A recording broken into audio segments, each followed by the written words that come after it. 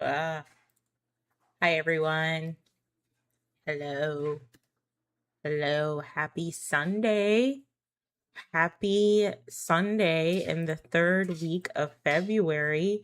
We have one, or technically the fourth week of February, depending on how you start your weeks. I always start my weeks on Monday, but it makes sense to only start it on Sunday. We have one more week left, and then we're going to be in March. And then about I want to say 2 weeks from now, daylight savings time will end. So that means that we will be outside longer. The days will be later, which is actually good for me because that means I can like take care of business later than usual. So, and then not feel uncomfortable getting home by myself. I don't like being out by myself late at night or just when it gets dark out. I just don't like it. So that's cool. That's cool. But yeah, February is almost over. Valentine's Day came and went. It was a cozy Valentine's Day for me. I hope it was a good Valentine's Day for you. And now we're onward into celebrating St. Patrick's Day in March. Yeah, St. Patrick's Day. And yeah, I'm just keeping my head down this year. I'm just working hard to find work, find a job, which has been incredibly difficult. But hey, at the very least, I'm getting interviews. But it's just like, I don't know. The last time I looked for a job, I had to do that weird challenge that took up so much of my time for free. And then I ended up not getting hired, even though the person I interviewed with was like, oh, yeah, we're going to call you back. And that, I don't know, that's just kind of been lowering my confidence significantly. Like, I've just been very much so like, I don't want to have to keep doing this. Finding a job is literally a humiliation ritual. Like, but it's good to know that I'm getting interviews. That means that I'm in a good spot. But it's just stuff like that. It's just so what are we doing? And I think that's a clear indicator of it being an employer market and how ruthless these employers are. But I do believe that the pendulum always swings back and in a not so pretty way. So when it eventually becomes more of like a leveled market where it's a leveled market, excuse me, where I guess employees and employers have equal say. I think a lot of the shenanigans some of these employers are going to be doing isn't going to fly. But in the meantime, I'm just applying for jobs, upskilling myself. I bought like a full subscription of Udemy courses, so we'll see where that takes me. Like I could take any Udemy course I want, so it's always good to upskill myself. Plus, I don't know, I'm just thinking about ways to foolproof getting laid off, like what career path I need to go into. And honestly, the best career path to go into in order to prevent yourself from getting laid off is to go into the path of entrepreneurship.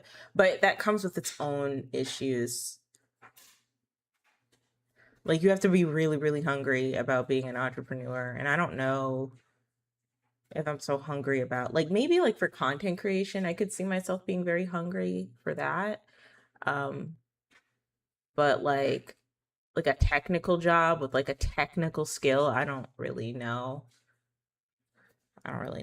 But random thought, I've been looking at tattoos on Pinterest and I found this lily pad tattoo. That's what they're called, right? Lily pads? I think so. But doesn't that look cool? I don't know who the artist is, but I don't know. I think I want tattoos. I don't have any at all right now. Um and I'd like a few. Um but I f- for one, I don't have any money to get some tattoos, so that's not gonna happen anytime soon. And for two, like I have to find someone who works really well on melanated skin. I found like the type of tattoos I want. Call me basic. I don't give a crap, but I think I saved it. It was like a flower. It was a flower tattoo on a melanated arm. Yeah. Like this type of line work of flowers. Like flowers, but with this type of line work. I'd like that on my arm, maybe as a sleeve. A sleeve would be cool. I'd love a sleeve. But we're gonna start off small. And then I want a tattoo under my boob, under my left boob. No, my right boob. And then I wanted like a lotus tattoo like Nana has in the anime. And I keep going back and forth with like wanting a tattoo because I know I am afraid of commitment, but I also know that depending on what headspace you're in with your tattoos, they can really signify like the current moment you were in your life.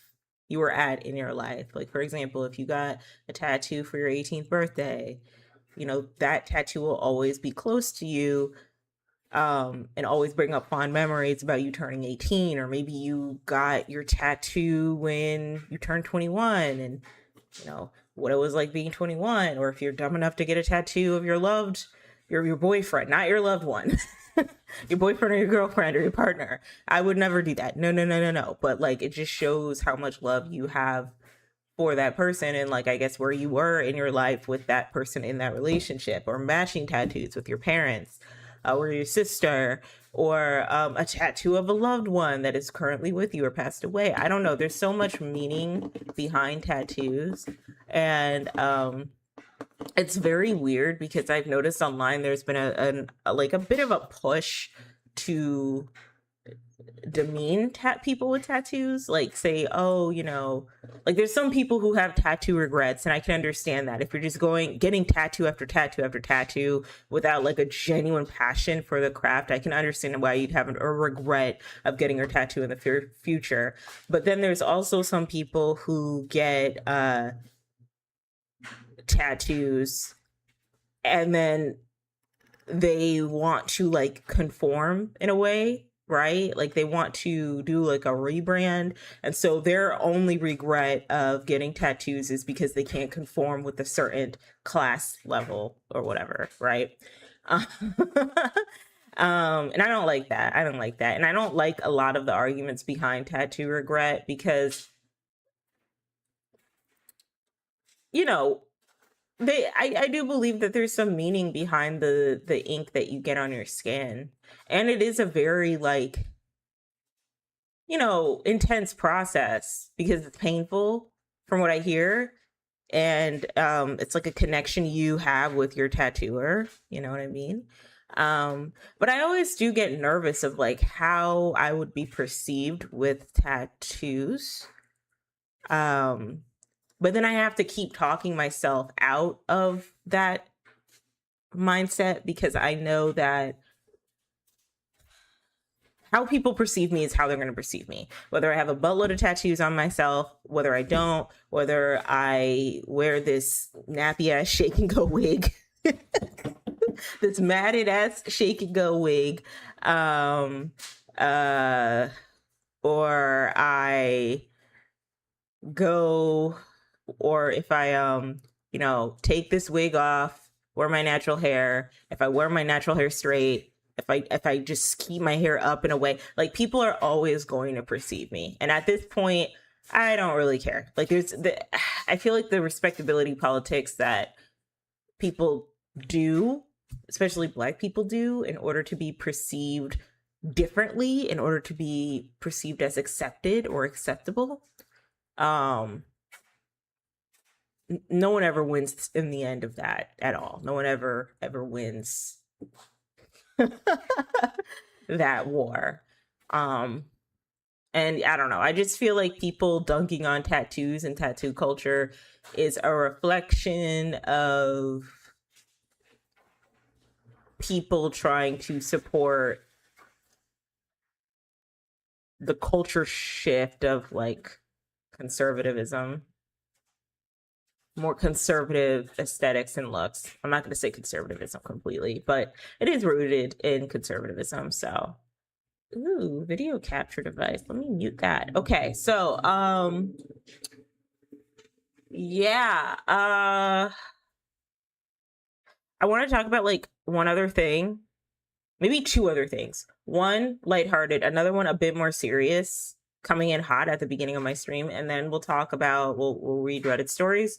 Okay, so the first thing I want to talk about is that hairstylist who got blasted on TikTok and Instagram and all through social media for doing a consultation with her client and calling her client's hair like matted and like horse hair and how she can see through it, and just how aggressive the consultation got, like how it just kept progressing in like negativity, you know, or escalating.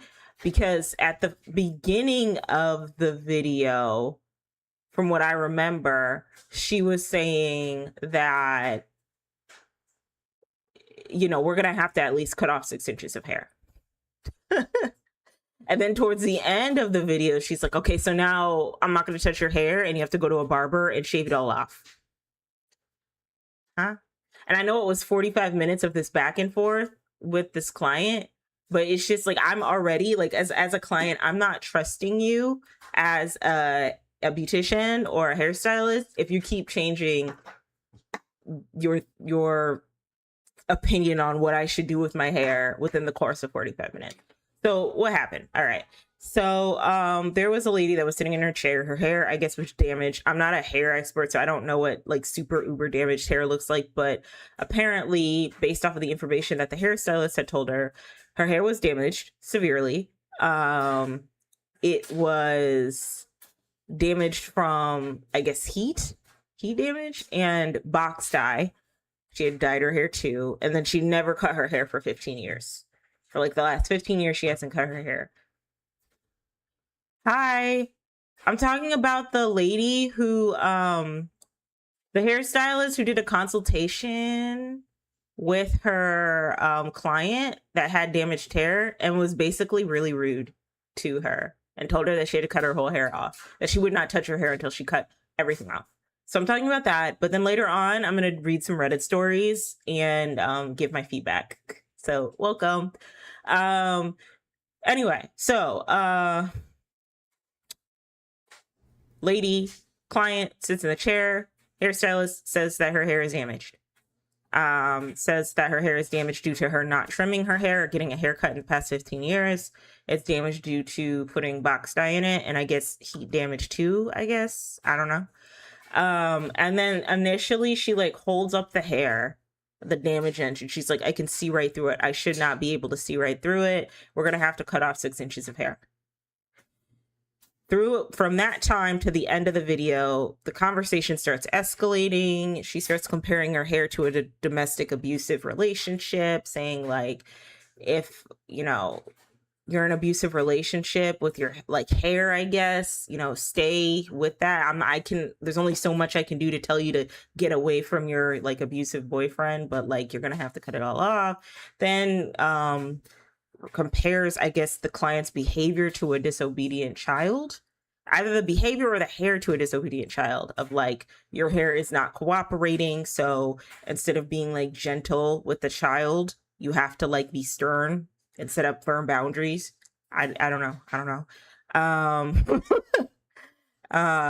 Yeah.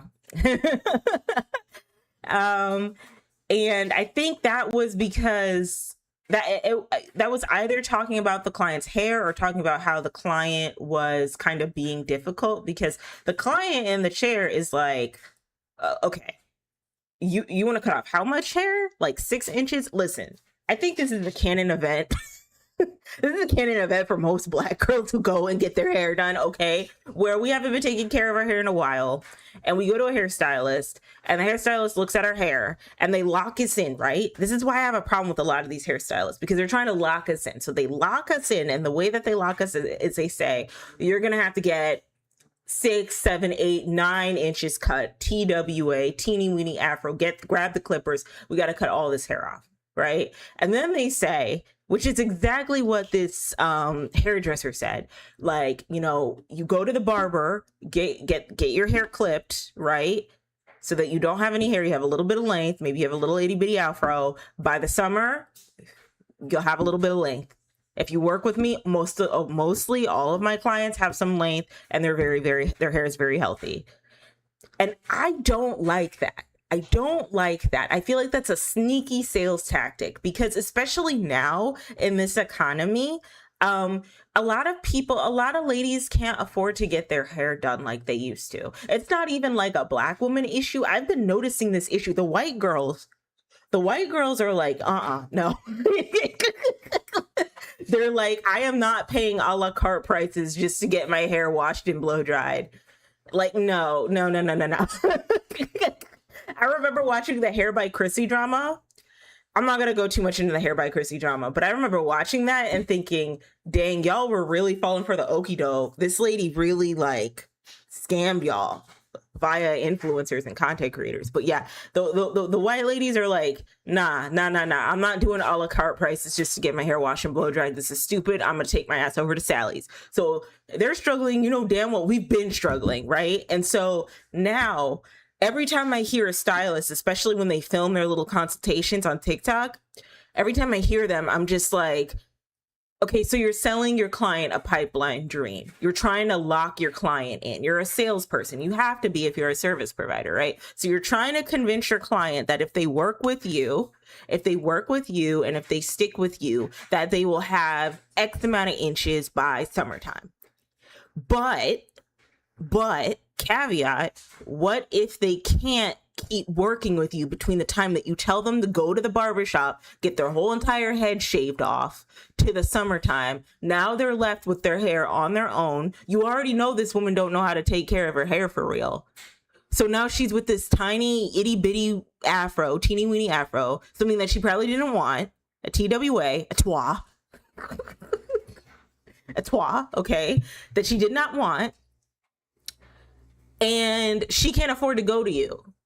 And 9 times out of 10, you're probably not going to give her like free advice on what she could do with her hair if she can't afford to go to you. So I always hate it when, I really hate it when service providers, beauticians, hairstylists do not respect the needs of the client and what the client is comfortable with. And this happens especially like a lot with Black hairstylists, because you could tell, like, as this conversation is escalating with this woman, that with her client, that like, you know, saying things like, oh, well, Black hair isn't supposed to be difficult. This isn't supposed to be difficult. Like, you just got to trust me. And then you immediately changing from, okay, we're going to do 6 inches of hair that needs to be cut off, to, I'm not even going to touch your hair until you go to the barbershop and get this whole thing chopped off. Right. All so that she could do a silk press. Okay. And so that leads me to my next point, right? Because not only is she like moving the goalposts about how many inches are supposed to be hacked off of this woman's hair, and then not respecting, because the client in the chair is like, okay, so can we only cut off like 3 inches for now? I know I have all these issues, but can we cut off 3 inches for now? She's like, no, we have to cut off this much. Okay, well, yeah, I know it is a scam. It's absolutely a scam. So, and then afterwards, she's like, okay, so we cut off 6 inches. Can I still get my hair straight? Now you're saying I'm not even going to touch your hair until you go to the barbershop and get your whole head cut off, clipped off, teeny weeny afro, come in my chair, and then I'll grow your hair out. If you can afford to. That's the asterisk that they're not going to tell you. If you can afford to, come to my chair and I'll help grow your hair out. And let me tell you something. Because I used to get what we would now call silk presses in like late 2000s, early 2010s, right? I got a perm once, never again. A relaxer, a light relaxer. That just for me nonsense, never again. No, absolutely not. I know some people who get them, that's their business, but me, absolutely not.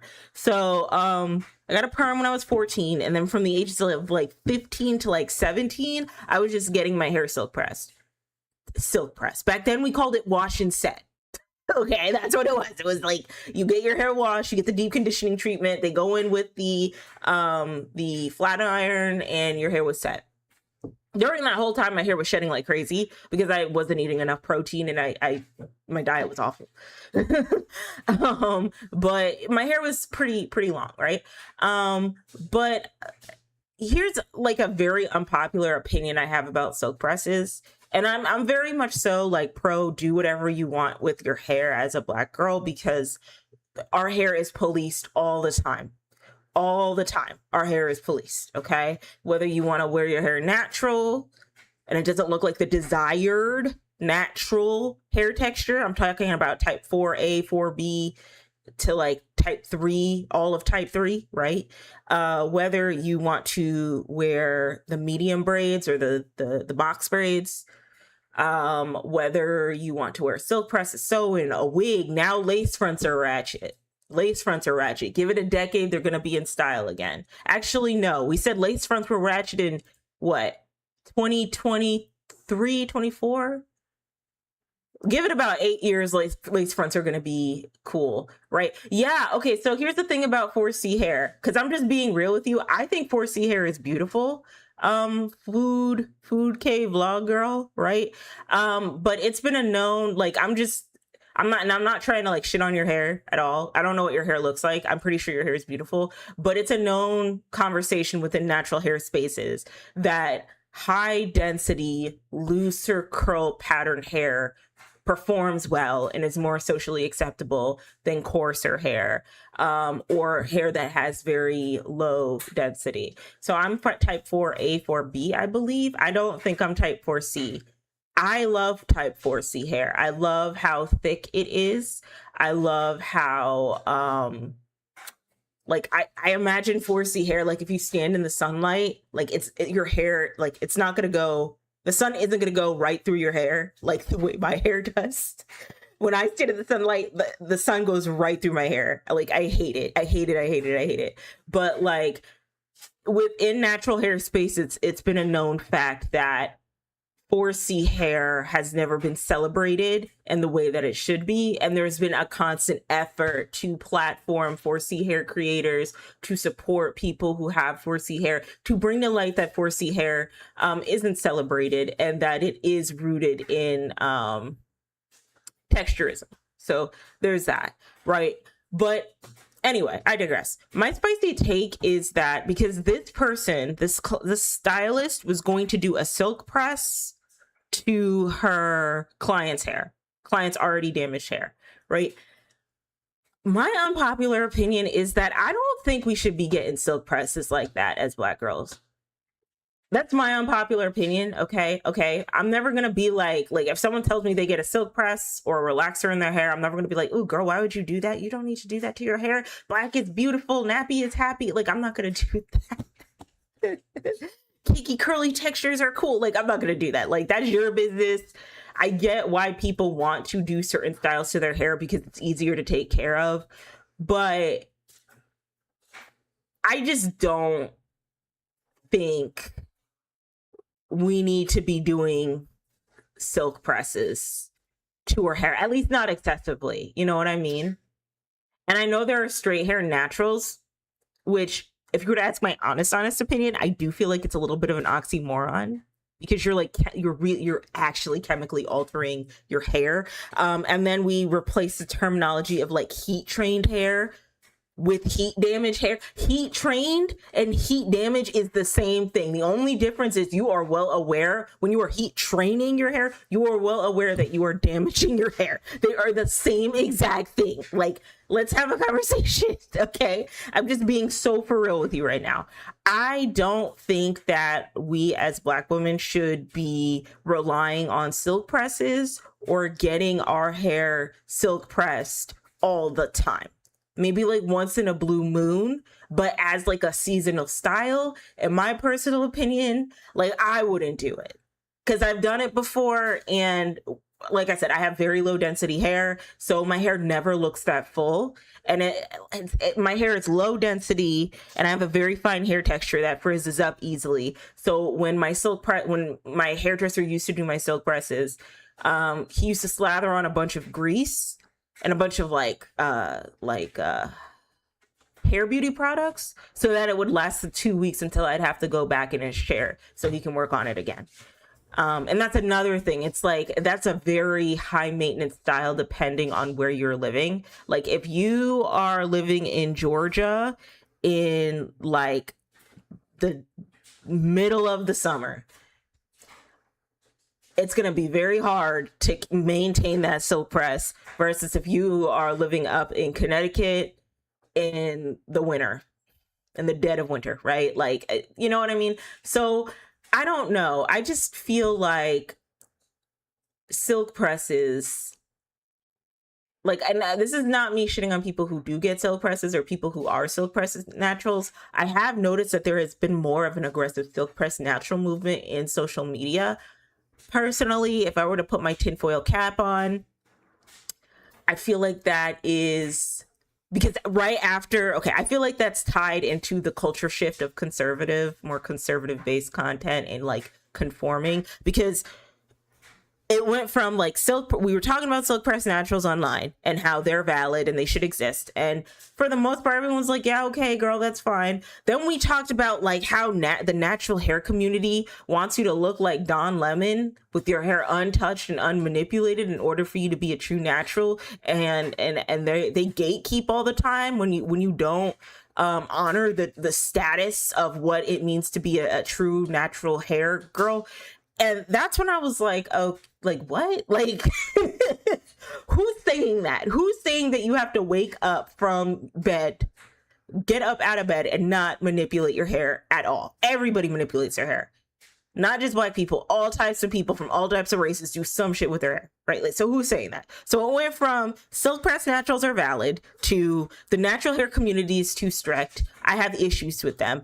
And then when I really was like, all right, that's enough. Like we gotta stop this nonsense. It's when we went to calling natural hair, and I quote, civil rights hair, civil rights movement hair, Frederick Douglass hair online. And that's when I was like, oh, no, we can't do this anymore. That's when I was like, okay, let's talk about silk presses real quick, because silk presses are damaging your hair low key. It's just, you're fully aware. And I don't think people understand that, like, when you constantly, and it's like a no-brainer, like when you constantly are putting heat on your hair, that heat training is you loosening your natural curl pattern, which means that your hair is getting damaged. It's just you're aware of the damage, which is why it's called heat trained, not heat damage. Damage sounds harmful, but if you say heat trained, it's like I'm consenting to the damage. There's still damage being done. It's like when you're in the gym and you're lifting weights, you're damaging your muscles. You're tearing your muscles apart so they can get stronger. It's kind of the same thing. Like, tearing your muscles is probably bad, but like eventually, like, your muscles will get stronger and you'll be swole, right? Loosening your curl pattern, the natural curl pattern that grows on your head, cannot be that great for you. But at the end of the day, you're getting the desired style you want, which is straight hair, you know? And that's fine. But I immediately, like, and so in the video, the client wanted a silk press. And she's doing this consultation with this stylist who's like, I'm not gonna silk press your hair because, you know, when I put my titanium flat iron through your hair, it's gonna break off, right? Like, you know, whatever. Sure, cool. All right. Already, I'm just like, you're telling this woman, you're moving the goalpost of like how many inches she needs to hack off of her head. Okay. And then you're trying to sell her the idea that you can grow her hair styling it as a silk press, right? Like that's the whole goal. She came to this consultation to get a silk press, and you told her, no, you have to cut your whole entire hair off. You'll have a good amount of length by the summer so that she can get silk presses, I guess. And so that her hair can be heat trained, which also equals heat damage, to like loosen her curl pattern. And I think that's where my issue is. It's like you're telling her to hack off her hair so that she can go in your chair to damage her hair follicle even more. And listen, I'm not a natural hairstylist, all right? I just know how to do my own hair. And honestly, I've sworn against most hairstylists. There's one hair person I go to, and I'm probably going to go to them for the rest of my life because I just like the way they run things. I don't trust many of these hairstylists out here. I don't trust the TikTok hairstylist that wants to post my head online. I don't trust the TikTok hairstylist that wants to showcase their techniques of the goddess braids they can do, the lace fronts they can do, the sew-ins they can do. I just don't trust y'all. I don't trust okay, good night. I don't trust a lot of y'all at all. I do not. Because ever since social media got into the mix, it seems like a lot of y'all care more about the content creation part than actually taking care and honoring the integrity of the hair. Hair by Chrissy, the white lady who was scamming her clients, right? That's a perfect example. Okay, I learned so much. I learned so much about like hair color and extensions and cute, what do they call it? K-tips, I-tips, whatever tips they put in their hair. I learned so much. Okay, like how you need to, like, if you want to dye your hair blonde as like a white girl, right? Or as a girl with like type 1 to I guess 2A hair, right? You have to really know your shit about like what type of blonde you want, and that there are certain hairstylists that specialize in like blonde hair dyeing. It's a whole thing. I also found out that there's a lot of people who are not natural blondes, which is crazy because yeah, them. Oh, and I also found a video of I guess this white girl freaking out. Like, she did a commentary about how all these celebrities are wearing wigs. And not the black celebrities, no, like Sabrina Carpenter, Odessa Design, I guess Kendall Jenner. Like, she's like, all of these celebrities are wearing wigs and this is not okay. And I'm like, and you know why it's funny to me? Now I'm all over the place. Sorry. I'll get back on track in a minute. I think it's really, really funny to me because for the longest time, Black girls have been told that like we are like lesser than because we wear wigs, because we wear extensions, because we don't wear our natural hair out. It's been like a common misogynistic talking point in the Black community by Black men, and also like a racist talking point by non-Black people that like our hair is fake. It's not real. And at the very least, their hair is fake, you know. Especially with misogynoir, when a Black man wants to talk about why he's deciding to divest, he'll always, like, one of the arguments he'll say is, you know, black women, you know, they just never wear their hair in their natural. Why won't they wear their hair in their natural? You know, Becky and Sarah, you know, they wear their hair in their natural. You know, which is a lie. They don't. They do not. They don't. They be putting those K-tips and I-tips and you and me tips all up in their hair, glue all of that nonsense up in their hair. They do not. That is a lie. And I feel vindicated. You know what I mean? And listen, if you had money and resources, you'd probably do the same thing too. You probably get a little mic, what do they call it? Like that new Korean way of doing hair extensions. It's basically micro braids, like pick and drop braids, but for 1A hair textures. You would definitely do that. You would do the K-pop Korean hair extensions in a heartbeat if you had money like that. You would. You know you would. So I feel vindicated now because that has always been a talking point within Black spaces about hair.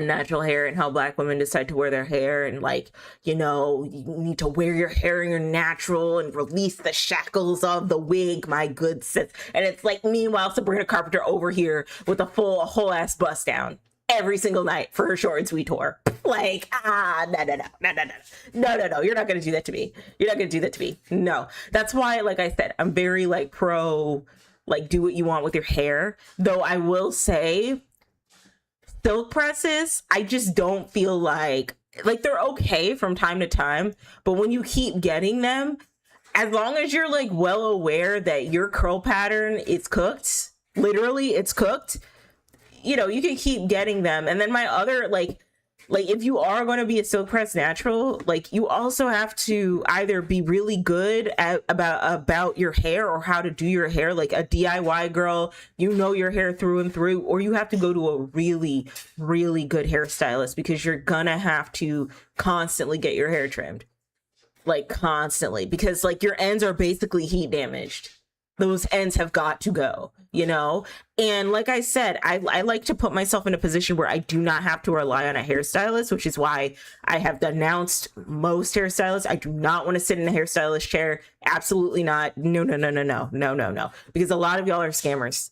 And that lady, that stylist, I saw the response videos she had, and it did seem like in her head she meant well, but I just would not have posted that. Like, I don't understand why stylists are so enthusiastic about posting conflicts they have with their clients and what they're comfortable with, and then posting it online for everybody to see for content. I don't know why y'all want to do that. Like, some things can be like unless you're gonna be a stylist who's gonna be like, okay, so hey love, I'm gonna hold your hand when I say this, but your hair is damaged, you're gonna have to get a lot of inches cut off, but if you're not comfortable with that, we can work around, but like the style you want, I don't feel comfortable doing. Like, unless you're gonna be that type of stylist who's like really willing to work with the client, I would not post any hostility you have towards your client because they won't do exactly what you say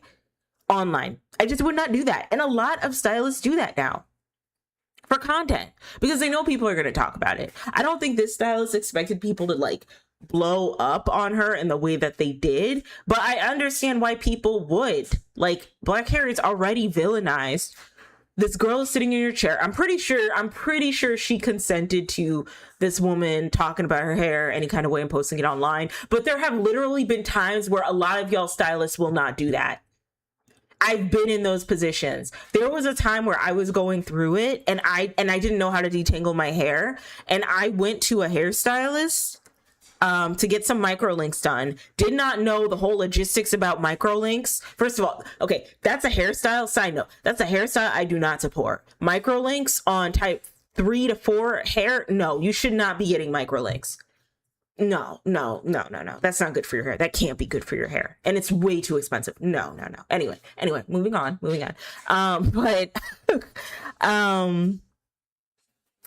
So this woman who I wanted to go to, this stylist I wanted to go to get microlinks, I didn't know the logistics of microlinks, so I had bought the hair and I had came into her salon, like old school, right? You buy the hair, you walk in the salon and you're like, what can you do with this? And she's like, oh, well, I don't really do things like that over here. You have to get a consultation and it's like a whole thing. And I'm like, okay, girl, never mind.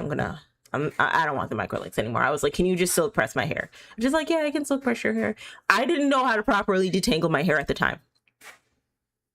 I did not know that. I did not know how to properly detangle my hair at the time. She's detangling my hair and she's like, how did you let it get this bad? Do you detangle your hair at all? Like, what, like, why does your hair look this way? And I'm like, I don't know. I've just been detangling it with water. You're not supposed to be just tangling your hair with water. I learned that the hard way. I'm like, I don't know. Like, this is just what my hair looks like. Like, I'm sorry. All right. So she goes and just starts to detangle my hair. Then I feel like this warm light, like this warmth on my back. I feel this warmth on my back and I don't know what's going on. I have no idea what's going on. I'm like, what is going on? Then like some like rustling around, some like clicking noises. And she's like, I'm going to post this on IG Live. I'm going to post me doing your hair on IG Live. Not like, are you okay with that? I'm gonna just post it on IG Live. What? And she's like, yeah. And so she's like detangling my hair, right? And she's like, see how matted this is, guys? See how bad this is? Like, see how awful, like, her hair, like, and I'm like, why am I on TikTok Live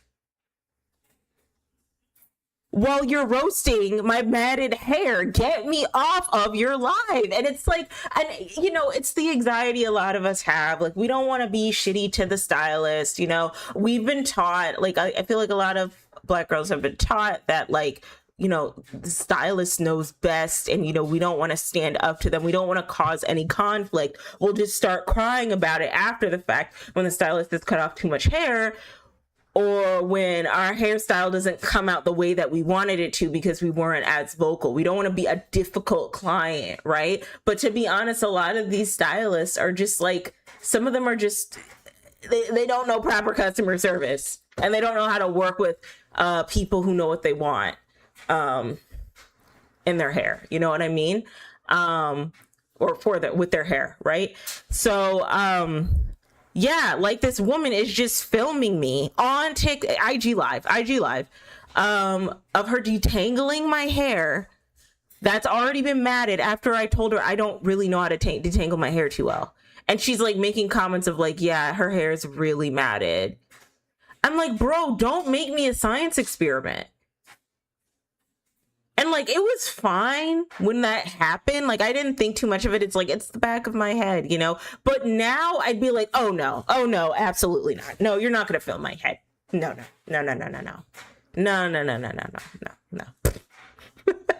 No. I don't want to be online like that. Like, not everybody needs to help. Like, I get, like, Black businesses are important, but not at my expense. Okay? Not at my expense. So, yeah. I was just very unfortunate, but the stylist said that her and the client are cool. She gave the client a treatment. But I don't know. I just want to close things off by saying that the reason why I don't rock with a lot of stylists is because they're very firm in what they want for their clients. Like, the ego gets in the way. They're very like, it's my way or the highway. We cut off 6 inches of hair or you don't work with me. Or we cut off your whole head or you don't work with me, or you do this style or you don't work with me. It's never like, okay, what are you comfortable with for real? I'm gonna be honest with you on what's going on, but like, what are you comfortable with so I can work with you, so I can maintain a clientele and not have another girl sitting up here sobbing about how she had too much hair cut off, right? You know what I mean? Like, and I think the reason why I work with the stylist I have now is because they're very much so an advocate for, you know, being comfortable with what the client wants and removing the ego, because not like, it is traumatizing. Like, imagine you walk into a hair salon, you have all this length, right? We already know the difficulties around Black women being able to grow our hair because we're just not well educated on it. The natural hair community hasn't even been around for like a good 20 plus years, right? If anything, at most, maybe like 15, right? And so they sit in your chair and you say, well, we got to cut it all off. That's traumatizing for someone. And it's a split decision and you're like rushing them. You know what I mean? And then, like I said, going back to what I said in the beginning, it's like these stylists sell like a pipeline dream to these clients of like, well, we got to cut this much off. Don't get emotional. We got to cut this much off. But if you work with me in the next 6 months, I can promise you it'll reach to the bottom of your ankles. Why are you doing that? Why are you selling that lie to your client? Because there's so much shit that could happen between now and 6 months. They could have a nutrient deficiency where their hair will fall out. They could have low protein where their hair will be falling out by the clumps. They could be going on a new medication that affects their hair growth. Like, so much shit could happen. Why are you lying to these people? Why can't you just see them where they're at and be like, listen, you might have to cut, like, you probably need to have a lot more hair cut off. I know you're not comfortable with it. We can cut off 3 inches from now, but I highly recommend, like, you got to cut off more, especially if you work with me. consider cutting off more, but I'm going to do what you're comfortable with, right? Like ease them into it and not try to sell this idea. Like so many stylists, especially like these silk press stylists, which is crazy, right? Is that, oh, I can grow your hair down to your ankles. No, you cannot. No, you cannot. Work with me and let me hack off 8 inches of hair, and you know, in 12 months you'll have more hair and then some people can't make it to these hair appointments. Things are more and more expensive. So many people are unemployed right now, and quiet as it's kept with the inflation and all of that, like who is actually going to be able to afford to like get their hair done for real? Like that's a luxury service. At this point, with how expensive everything is, no. I don't know. That just bothered me. So there. That's that on that. So yeah, I don't know. I don't like working with a lot of stylists. I do not like pushy hairstylists who are all like, "You got to do it my way or the highway." But yeah, I don't know. It just bothers me. Okay. So final thing I want to end off with, and this is going to be like a trigger warning type of conversation, but girl, the Epstein files. Okay. I'm gonna be real with you.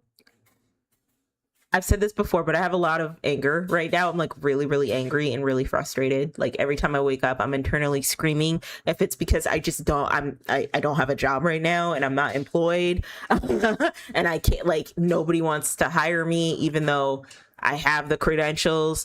It's the Cube organization. I'll just call them that, going into neighborhoods and terrorizing these people. Not even, you know, if they are trying to scoop up immigrants and separate them from their families, they're not even doing that at this point. They're just terrorizing folks and unaliving people. I don't agree with them scooping up immigrants and separating them from their family, by the way, right?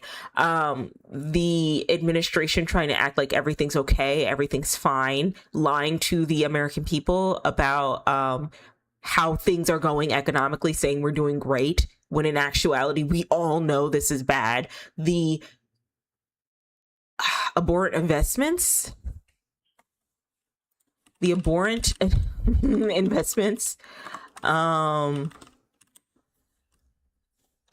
in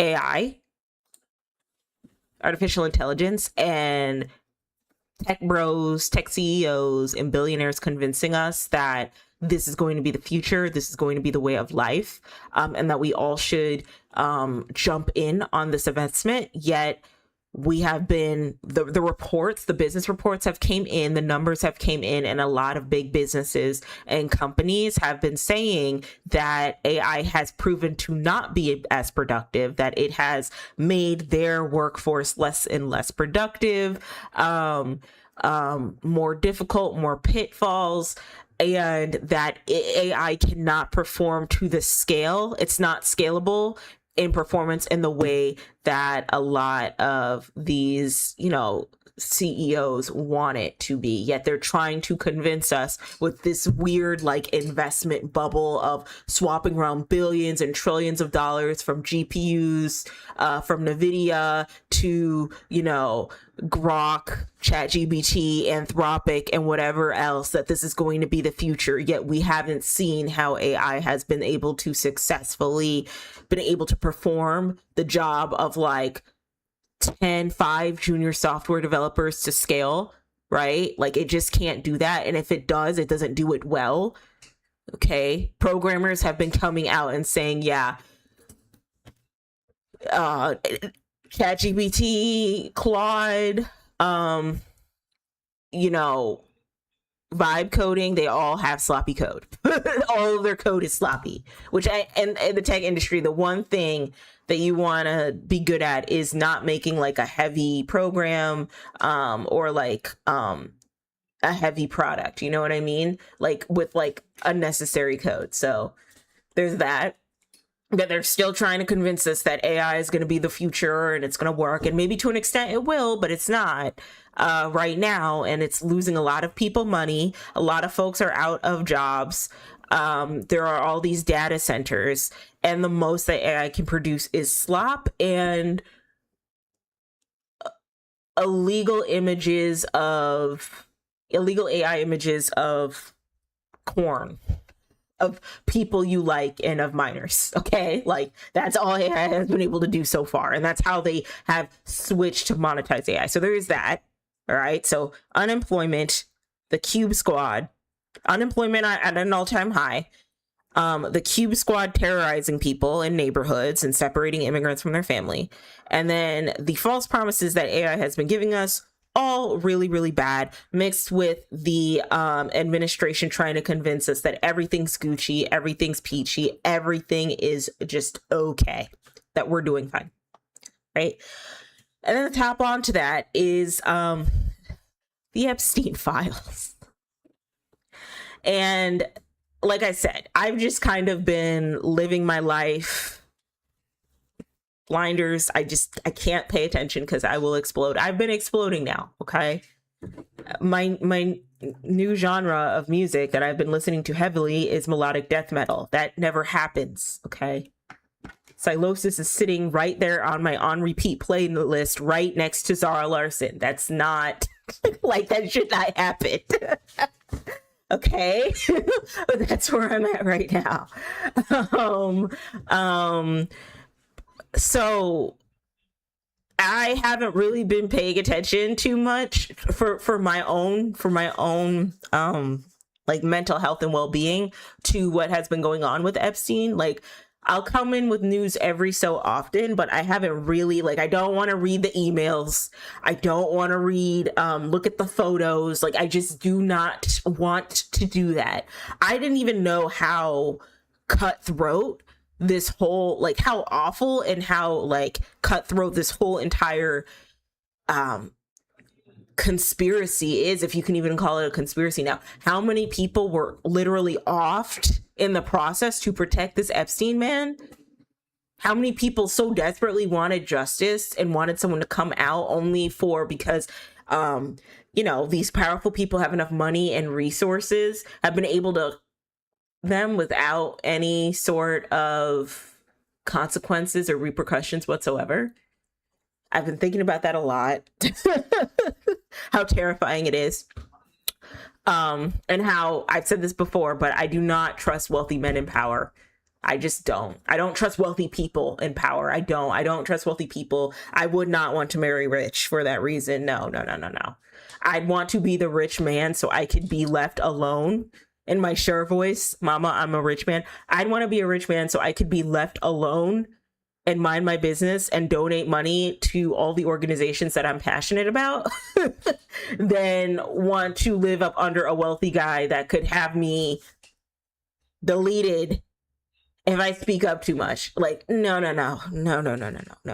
So that was scary to find out, that there were people like years and years beforehand that were trying to come out about this Epstein situation and they got unalived. That like the Trump administration and like Trump supporters were running off the fact that Trump was going to expose the Epstein files and expose the Democratic libtards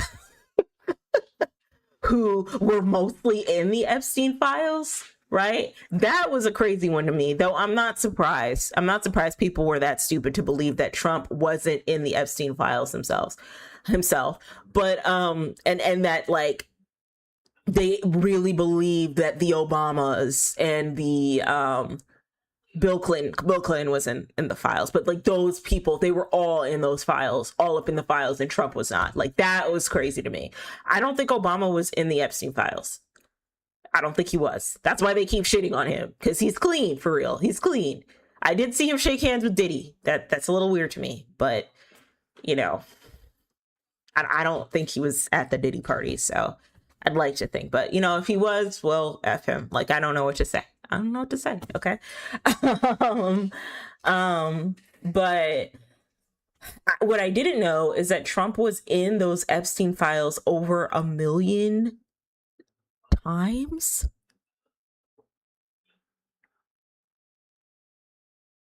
That I did not know.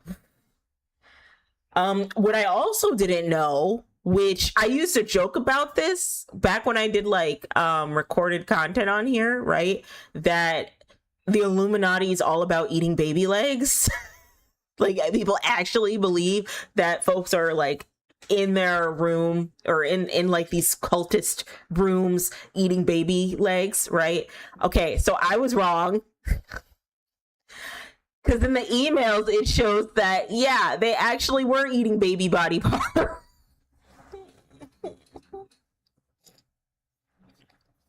They were eating babies.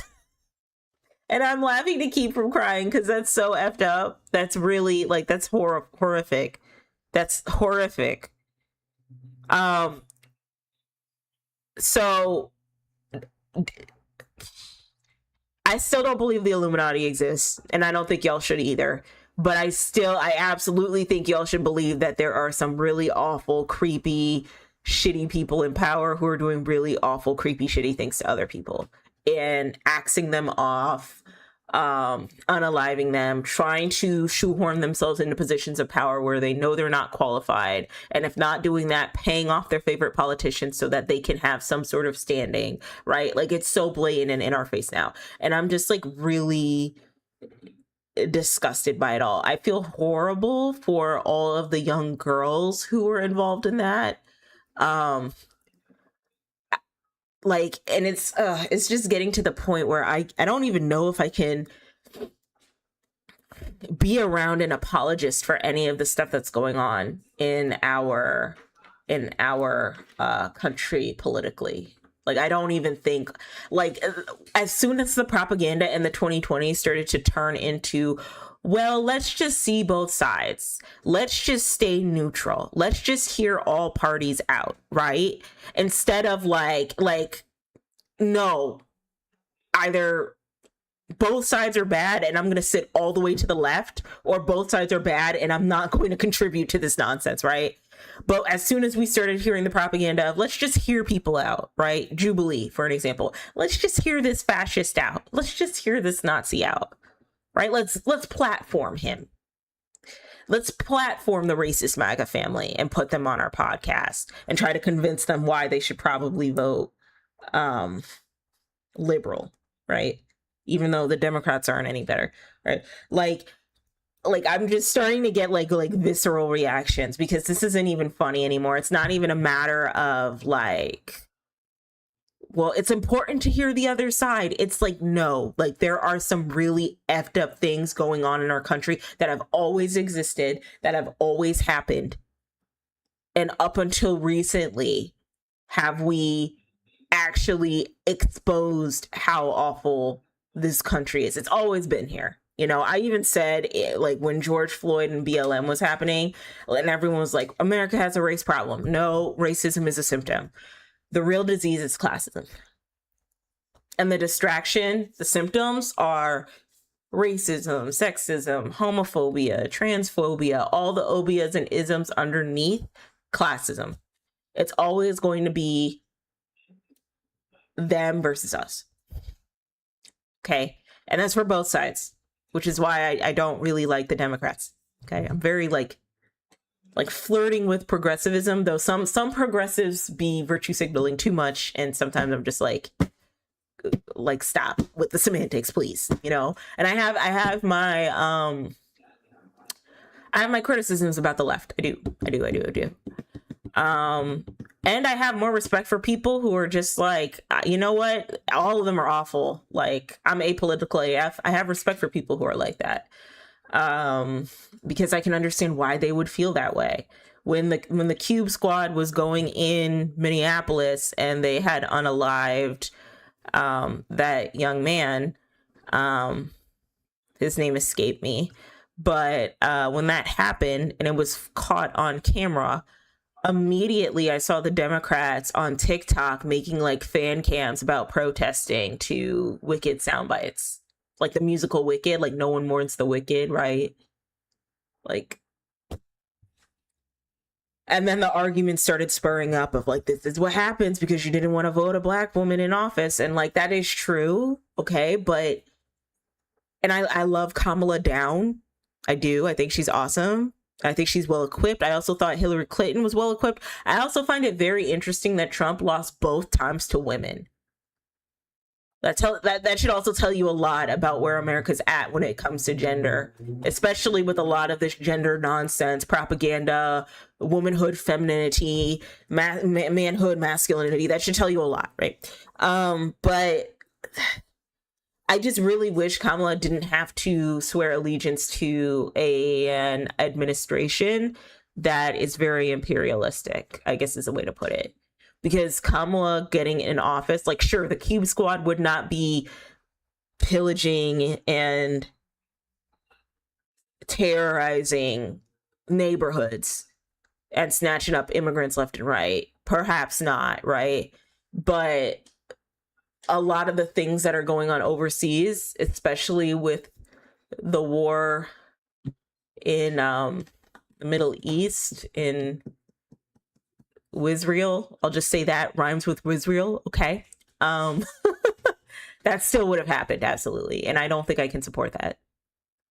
And see, when I say I don't think I support that, it's like, you don't want to vote for a black one? No, because I had to vote Democrat. But it's like the Democrats have their own shit, bro. Like, it's all bad. Like, we have to, like, dismantle the system, but we're not going to be able to. We don't have enough balls. We don't have enough balls. We don't have enough balls. And we're all in our phones. Not me sounding like a boomer, but it's true. It's that damn phone sometimes. We're all isolated, and I think that's by design. I think it's intentional and by design. I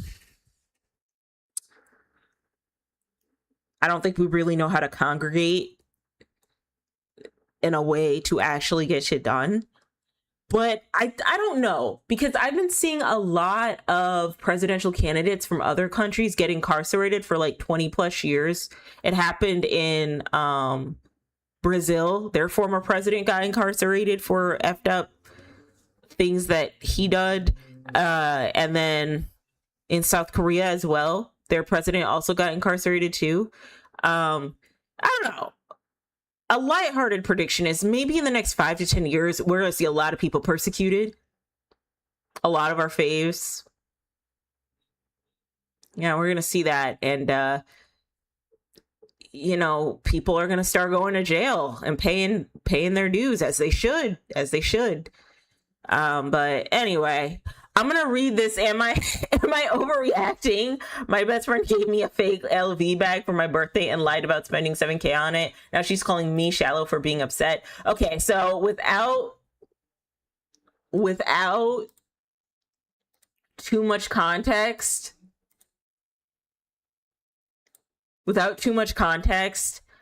I too might also call you shallow for being upset.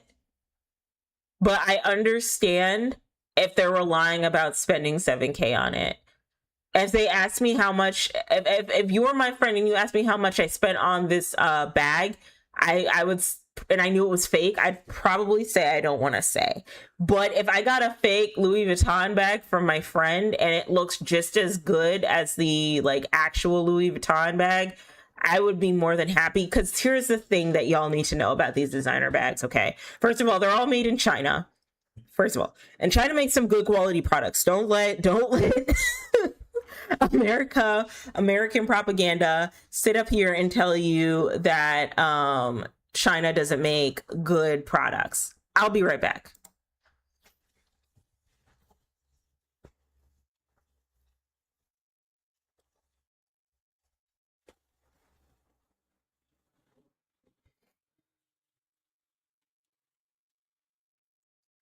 Okay, I'm back.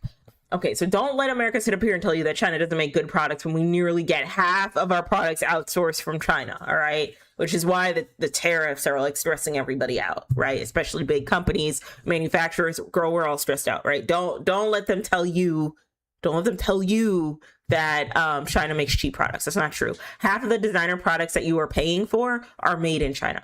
And so when you go to like AliExpress or Temu and you see like these fake bags for sale for like a fraction of the cost, for maybe like, you know, $7,000 for in-store Louis V and the same product without like the monogram or without the specific details, is being sold for $200 or $300 on AliExpress, I just need you to know it's the same damn product, right? Personally, when it comes to designer products, and I don't know if I'm saying this just because I'm broke, but I feel like if I were wealthy, I don't like the monogram, the nameplates. I don't like everybody to know what I'm wearing is designer. I care more about the look than I actually care about the product. And there's only like 3 designer handbags that I would like to collect based off of sentimental reasons and not off of like, because I have this name brand, right?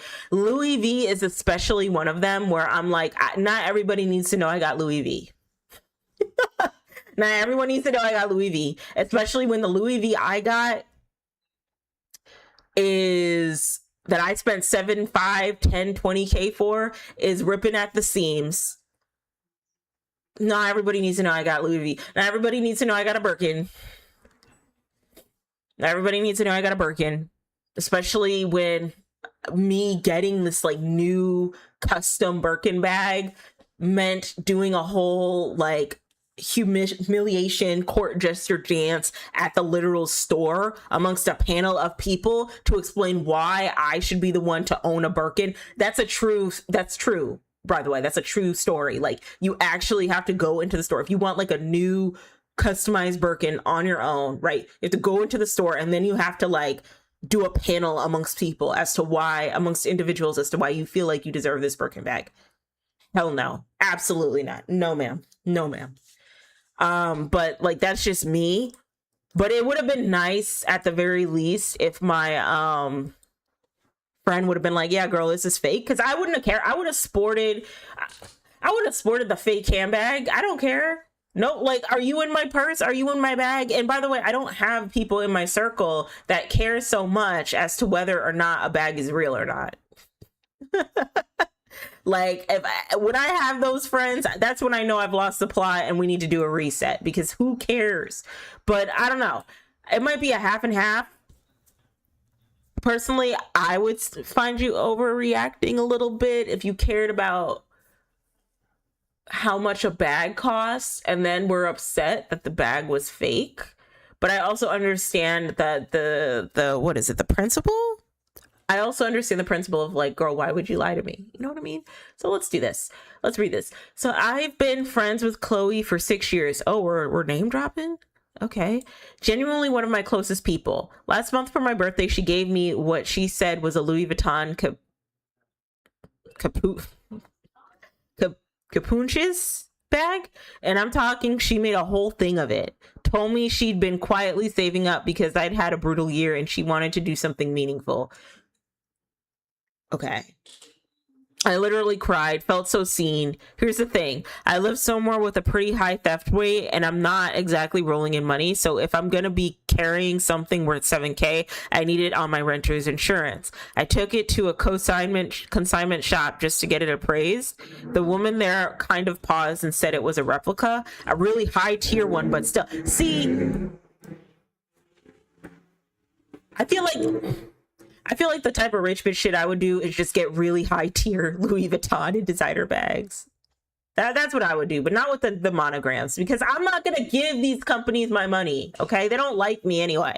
She pointed out the made in Italy stamp apparently seals real capuches are made in France. I wasn't even furious at first. I was just confused. Like, why would you lie about saving up $7,000? That's such a specific emotional lie. Okay. I mean, I would totally be okay if she gave me this quality replica, but with telling the truth.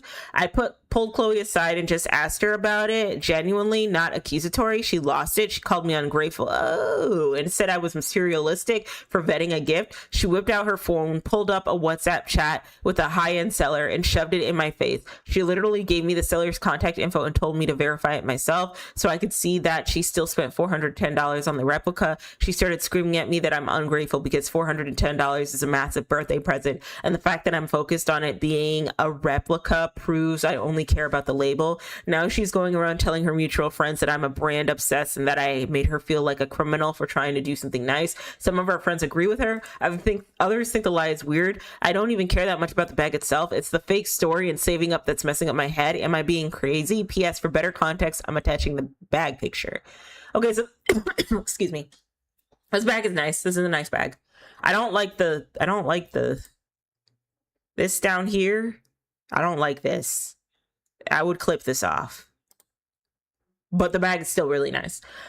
So now that I have context, I am totally on the side of OP. It seems like Chloe, the friend, was trying really hard to, I guess, guilt trip her OP into feeling bad for how much money that she saved in order to buy her this product. Like, I don't know why you would lie about spending $7,000. And personally, whenever people are bringing up prices for gifts, it's almost like they are trying to guilt you into feeling bad for how much money they spent on you and kind of hang it over your head about like, see, I'm a genuine friend. I spent 7 bands on you on this bag because you're having a hard time. And my other thing is like, girl, if I'm your friend and you know I'm having a hard time as a friend and having like financial issues, I would much rather you give me the $7,000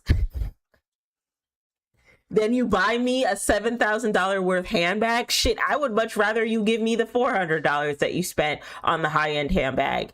So there's that. But also Chloe like freaking out and then being like, oh, well, you're just a brand obsessed loser, and then bringing it up to her other friends that like OP's a brand obsessed loser when that's not what's happening, is also very weird too, and jumping to conclusions, because it's just like I would understand why she would want to get this appraised if she lives in an area that isn't safe, where theft is, very common, because at the very least she can get her money back. Or if she didn't really like the bag to begin with, she can return the bag and just keep the money, right? Like, that's just weird. And then to spread that rumor around to her friends is also weird too. Like, I would have just said, hey, I'm about to buy you this like $500 knockoff bag. Are you into it? Like, that's what I would have done as a friend, because I'll buy it for you. Or do you want me to just give you $500 because we're struggling financially? Like, what do you want me to do? I don't know. I would be really, like, as a friend, I think I'd be really annoyed if someone kept bragging about them spending $7,000 on like a really expensive gift for me or an expensive trip for me, and constantly bringing it up instead of like just helping me out financially. I don't know. That's just my opinion. Def thinks she could have said, it's not real, but it's real passing, and I thought you think it's beautiful. Price of gifts doesn't matter for me that much, but her lie does not make sense to me at all. She wanted you to be in debt to her, yeah, and praise her to everyone. She's mad you busted her and is trying to make you look like a materialistic so she cannot look dishonest. Yeah, I don't trust people who constantly like bring up, oh, I spent so much money on her. Like, it's okay to just like give without needing an audience or without people needing to feel bad. Anytime I like to give, I don't like bringing up the fact that like, oh, I spent $500 on this product. And I really hate people who do that. Because especially to me, because I'm going to turn around and be like, well, I didn't ask for this product anyway, bitch. Like, like, what, do you want a cookie? Like, that's what you're supposed to do. I would have done the same for you, okay? Like, relax. And in any event, you wouldn't want her to spend $7,000 on a fake bag if you're good friends. No one wants to see a friend be deceived in that way. I think she's embarrassed she got caught, but if she'd been honest in the first place, you wouldn't have cared. Some people just don't understand that. Dude, if you're going to tell me that a bag is $7,000, I'm going to turn around and be like, can we return this bag so I can keep the money? If you know I'm struggling financially, That's $7,000. That's like 2 months of worth of someone's rent. That's like 2 mortgage payments. Y'all are out here spending $7,000 on handbags. And some of y'all can afford it too. Like, I'm not shaming you. Like if you can afford it, get it. But it's just like, damn. How much money did your friend make? Yes, this was very weird of her to do, but did you really feel accepting a 7K gift? Is she super wealthy? Edit, just reread it that your friend had to save up. OP, you were okay taking a 7K from a friend who had to save up for it? I can't be the only one who thinks that's crazy. You were going to insure it as your own investment piece when she spent all of her savings on it. So did we read the whole entire story? Because like she lied. Like if anything, she saved $500 on it. And I said, like, if it were me, I would have been like, hey, $500 handbag, thanks. Maybe, but I still low-key want to return it. But also, thank you for the $500 handbag, because this is nice. But, like, she lied. She didn't save up 7K. So, I would be really annoyed to find out, like, you're telling me, oh, I spent so much money on this gift, only to find out that you didn't spend that much money. Because you're guilt tripping me into your kindness.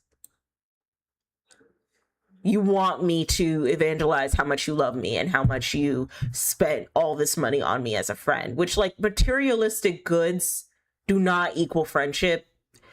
When I was 25, 26, I paid for a married friend and her husband to have their air conditioner fixed in Florida, sent her $600. I did not have the money either, was shit broke and going through separation. Yes, $600 isn't much for some, but even still, it's 90% of my rent. It cost me months of struggling to do this, but my friend's 2 children didn't suffer in the hot Florida weather that year.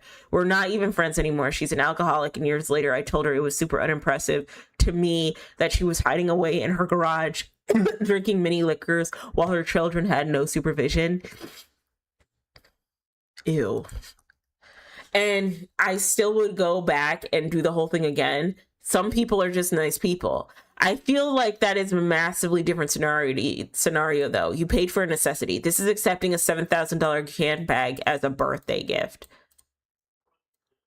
Another question we should really be asking is, well, what if I said, no, I don't want to take the $7,000 handbag gift? Would people still be like, would we still be friends? Would people see me as a bitch for doing that? Like, no, like I wouldn't feel comfortable taking that much money from a friend knowing that they spent most of their like savings on it. I'd be like, no, girl, you can keep this. You need this money. I'm not going to take this. I am clearly too poor for this because I cannot imagine ever being offered a gift of that value, nor could I ever see myself accepting it, and at the unlikely chance I was. Well, the good news is that it was not, in fact, a $7,000 present. This gave me some conflict also when I was reading OP's post. I questioned the friend spending that much, and that should have been the first clue that it was fake, but didn't address the other aspect I thought of, the fact that she accepted it. Also, okay, before we get into this, how would said friend had reacted if I didn't accept the $7,000 gift that they spent all of their savings on for me? Like, how now she would be going to her friends saying how selfish I am of a person or how ungrateful I am, when it's like, no, I don't want you spending all of this money when I know that this is literally 2 mortgage payments. And for some people, maybe even 3 mortgage payments. No, I can't do that. I can't do that in good faith. Like, then I would have looked selfish and ungrateful, right? Also, your perspective on this is not about being poor at all. It's a values thing. When someone says, I saved for months to buy this for you, that isn't just kindness. It also creates a debt. That's what I'm saying. Like, why are you telling me this? It puts emotional weight on the recipient. Many people are uncomfortable with that, regardless of income. That's not lack of generosity. That's not wanting a friend to financially strain themselves for you. Some people are okay with that, some aren't. Neither is about income. It's about boundaries. I think it also says something when someone accepts a big sacrificial gift without much concern. But do we really know how she accepted the gift? Was she like, okay, I can't keep this, and the friend was bulldozy and pushy and like, no, you need to keep it? Like, do we really know those details? Often it shows a lack of perspective about what it costs the other person, a sense of entitlement, even if unconscious, weak reciprocity, and emotional immaturity around receiving generosity. People who really value relationships tend to notice the sacrifice behind a gift, not just enjoy the gift and move on. But we don't know like how that dialogue went. We just know what she told us. Like when she got the gift, was she like, I can't take this. This is $7,000. This is way too much money. I can't take this. And then, like, if she said, I can't take this, was the friend guilt tripping her for not taking it? Like, we don't know those details. At the same time, if someone was to actually do that and save that much and spend that much on someone, and again, saying they did and lying about it, that says a lot about the gift giver. Some may do it intentionally as a power ego move, and to create the debt, if that makes sense. It's also about appearances, validation, etc., etc. Yeah. Really, an OG move, if you're really trying to do something out of the kindness of your heart, and spend money on your friends, is you just don't tell them the price. You just give them the gift. You just like, here, like, I know you're struggling, and I wanted to give this gift to you. Don't ask me about the price. Just get it insured. Like, that's what I would do, because I don't know, when I give things to people, first of all, I give them without expecting anything in return. Okay. Especially without expecting like, I don't know, appraisal. Like, no, you don't have to praise me. Like, this is just out of the kindness of my heart because I care about you as a person. You know what I mean? Surely you can see how $600 for an air conditioning so your friends' kids don't suffer or become ill from heat stroke is different from a $7K fancy handbag as a gift. Yeah, probably. She would have been a better friend to reject the gift her friend saved up to buy her.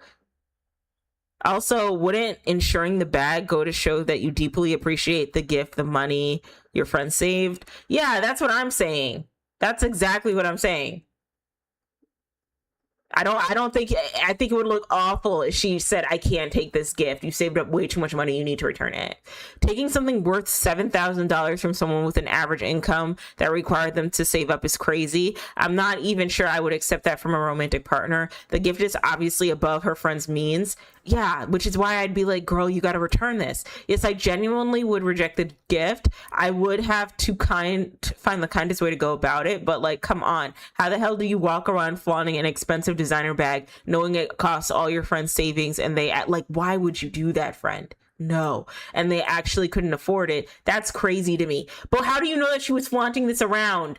She just said that she sent this to the consignment store to get it insured. I wouldn't even let someone I'm in a relationship put themselves in that position to get me a gift. 7K gifts are for people who are rich as fuck, not average people to gift to friends having a bit of a tough year. The literal only equivalent I can think of where an average person saves up a gift, something that expensive to another person, is a man buying an engagement ring, and that's obviously a totally different situation. Same here. I love getting a good dupe. Hell, that's even more impressive when the gift is discounted and affordable. I love shopping 50 to 70% retail from designer brands. LOL, I would be suspicious if anyone got me 7K of anything. Me too. But I would be very annoyed if I found out that the bag was fake and that my friend is constantly bragging about how they spent $7,000 on me. Because that's you're being showy. You're trying to prove to an audience of either our friends or family or whoever our mutuals are that you're so kind of a friend because you spent your whole life savings on this handbag. No. Why would you tell me the price? I don't need to know how much you spent on this bag. No. I too would be like, girl, you keep this bag. I don't want it. Okay? And I'm pretty sure OP, when she went to go ask her, like, hey, is this bag fake? Because I went to go get this insured and the lady's saying this is fake. I mean, Paris made in Italy. Yeah. I mean, like, I wouldn't be upset if, like, someone gave me a fake handbag. I'd just be like, oh my God, this is a nice handbag, and move on about my day. People are very weird about this type of stuff. Anyway, my consensus is that I don't think OP is overreacting because their friend is calling them shallow for being upset. I think that OP is upset because friend keeps bragging about how much money she spent on the bag, only to find out that the bag was not worth $7,000. And now you're telling the whole friend group, all of our mutuals, how much money you spent on it. I go and get it appraised, or I go to a consignment to get it insured, and they're like, girl, this was a $500 handbag. It's a good $500 handbag, but like, this is a dupe, right? And so now I'm over here like, well, why are you leading with that narrative? That's weird. What's going on? And now you're going to turn around and tell all of our friends that I'm an ungrateful, brand obsessed bitch. Like, no, I'm just over here trying to get to the root of the problem. Why are you letting everybody know? I hate people like this, bro. I hate people like this, especially if you're older. Like, why dangle things in front of people's heads, or in front of people's heads, over people's heads? Why dangle? Obviously, you gave to satisfy your own ego. You did not give to make me feel good as your friend. That's why you gave. No, keep the handbag. You want it back? You can keep it. All right. Anyway. Oh, Boston Terrier. Oh no, this one's dying. This Boston Terrier is dying. That makes me sad. Okay. Let's do am I overreacting? We still got the cheese. Am I overreacting for being annoyed that my wife's friends and husband dropped in on us for dinner? Ooh. Friendship drama. I love friendship drama. This is real short and sweet. I planned a cookout for the wife and my son since we had some warm weather. I went and got some real nice steaks. Oh, sweet. So we spent some money. While prepping everything, her friends call and invited her and her husband over. My wife just tells them to stop and get steaks to cook.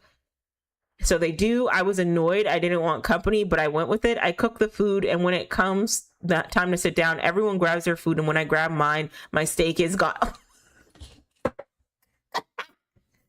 Seinfeld episode.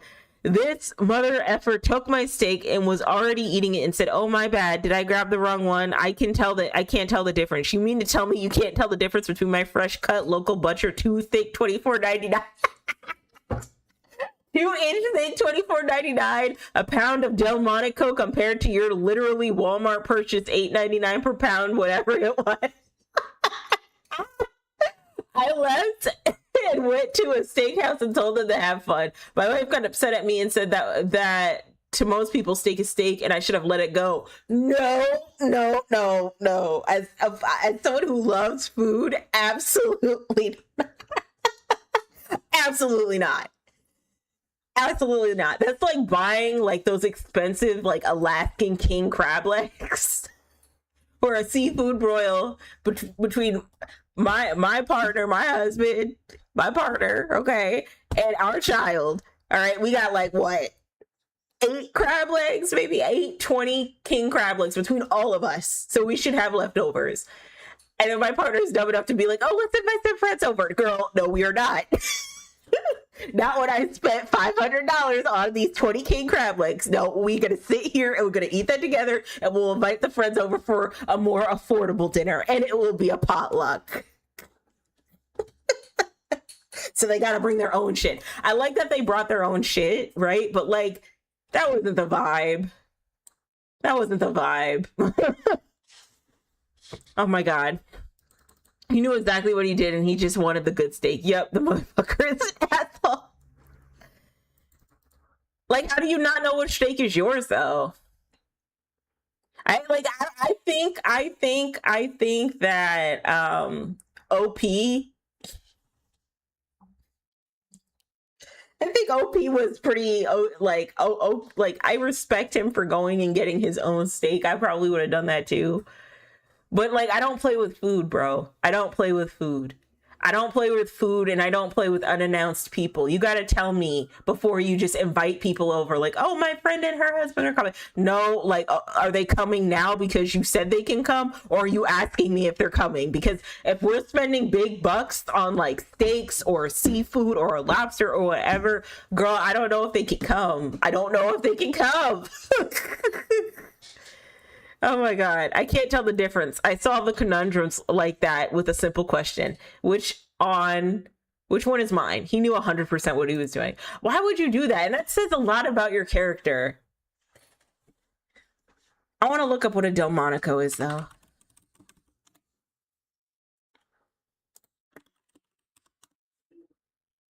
Oh, that steak looks good. I love it when they put the butter on top of steak.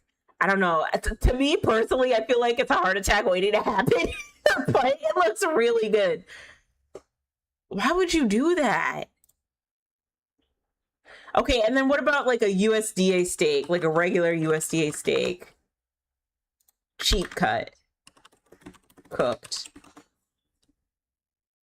Okay, like yeah, you can kind of tell. Budget steak. I love eating steak. I was just thinking the other day, I don't think I could date a vegan. I don't think I could do it. I know somewhere down the line, I want to make it in my health journey where I am plant based, but I would want to be plant based because my health comes first, bro. But like, I don't like, I was just thinking about it like a vegan because vegans are hardcore. That's a lifestyle, that's like a religion. Like Christians, like there are people who believe in God and then there are Christians. Okay? All right? Like that's like there are people who are plant-based who just don't eat any meat-based products, right? Because of their own health or maybe their own personal reasons. And then there are vegans. The vegans are, and I'm only bringing up vegans because I'm like foaming at the mouth at this steak and it looks so good. It looks so good. But like they really like that. And I understand where vegans are coming from. We do harm animals in order to eat food that tastes good. Um, but girl, I can't do it. Like, you mean to tell me I can't eat king crab legs anymore? I haven't even made it. I haven't even made it financially where I could actually order like 10, 20 crab legs online and have like a little seafood boil for myself. I haven't made it to that point in my life yet financially. But if I did, best believe we're not inviting any friends over. No. This is between me and my partner. All right. This is an AB dinner party. Everybody else needs to see their way to the door. Okay. I can't tell the difference. Okay. It's both the wife's problem and a problem with her husband's friend, her friend's husband. The husband obviously knew the difference and disrespected you in your home. Well, I would not necessarily ban them from your home. I would make it clear to your wife they are a lousy dinner guest and are never welcome to a meal in your house again. I would also discuss with your wife not inviting people over without there being a mutual decision. Absolutely. Like, you gotta come to me. Who's coming over? No, like I'm especially like, you know, like even if you want a friend over just to hang out with and we're married, girl, no. No, why are they here? Did I agree to this? No, no. Thank God my partner's not like that. He's very much so like, I don't like people. Why is this person in my house? All right, am I overreacting? I suffer from hyperreactivity. Need help analyzing a basic convo to understand if I had a natural response or overreacted. Okay. Oh. Wow, we got a whole essay. All right, let's read it. Preface: I'm currently overly upset at all. I am not currently overly upset at all about the situation I am about to tell you.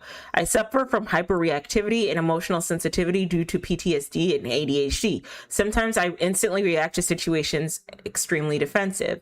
I am trying to understand if this was within the bounds of a normal conversation response or if it was extreme reactivity. Situation: my parents are older and their favorite thing in the world is watching House Hunters. So when I began researching about buying a house, I tried to involve them. And here is how the process has gone. For reference, they have been through the home buying process multiple times, so they know how this works. Them saying there was no way I could get approved for a mortgage and weren't even going to discuss it. Me getting approved for a $600K mortgage at a 5.8% interest rate, not buying a $600K a house, being conservative on what I'm buying. They then countered that I don't have enough cash and how expensive things were. I showed them that I had enough cash and that I had my mortgage payments for over 2 years without a job. I have a job, just using my house fund and not even my investments.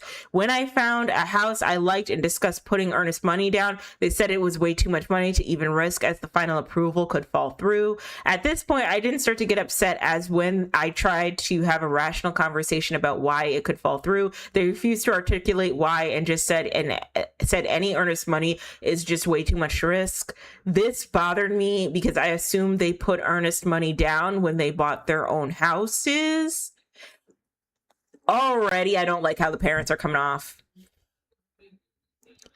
It feels like, I don't know, it feels like the parents are trying to talk you out of it for some ulterior motive.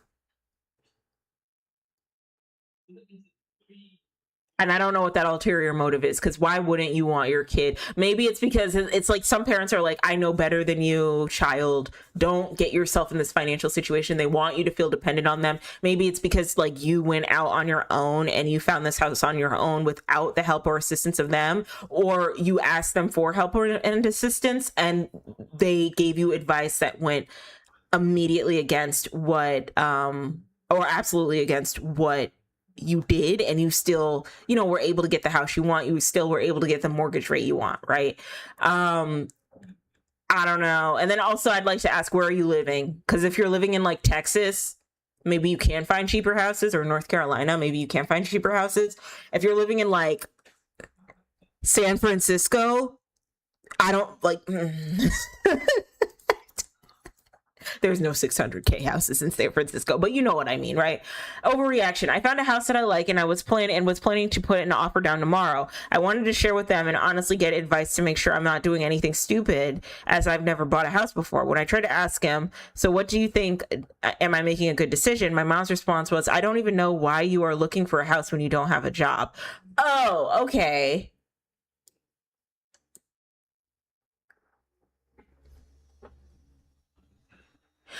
Well,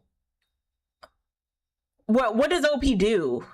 Like, is OP in the tech industry? Because ain't nobody got jobs. Is OP with like white collar jobs? Because nobody got jobs, and like nobody has a job. Is OP like an electrician? Because like, why don't you have a job? Like, electricians make good money. Like, you should be able to have a job. Healthcare, why don't you have a job? But if it's like a white collar job, I can see why mom is like, well, I think you should wait to get a job first and lay low. I'd also like to ask OP, like, are you living with your parents? Because if you're living with your parents, that might be like them not wanting to detach the nipple. They might want you to stay at the house because they like you. But I can understand. Okay, so I see both sides. I can understand why mom is like, okay, you don't have a job. Maybe don't buy a house now, because mortgage payments are really, really expensive. And they can, like, interest rates can raise and lower depending on how the housing market looks and the economy looks. But also,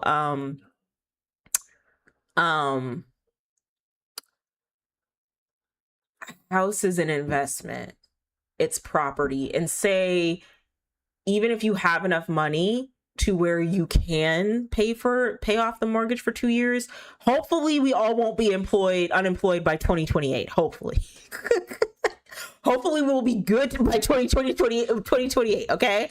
But like, if we're not, hopefully you have a plan B lined up so that you can pay for the mortgage. But if you don't, at the very least you can sell the house and then you get all that money like back, I guess, right?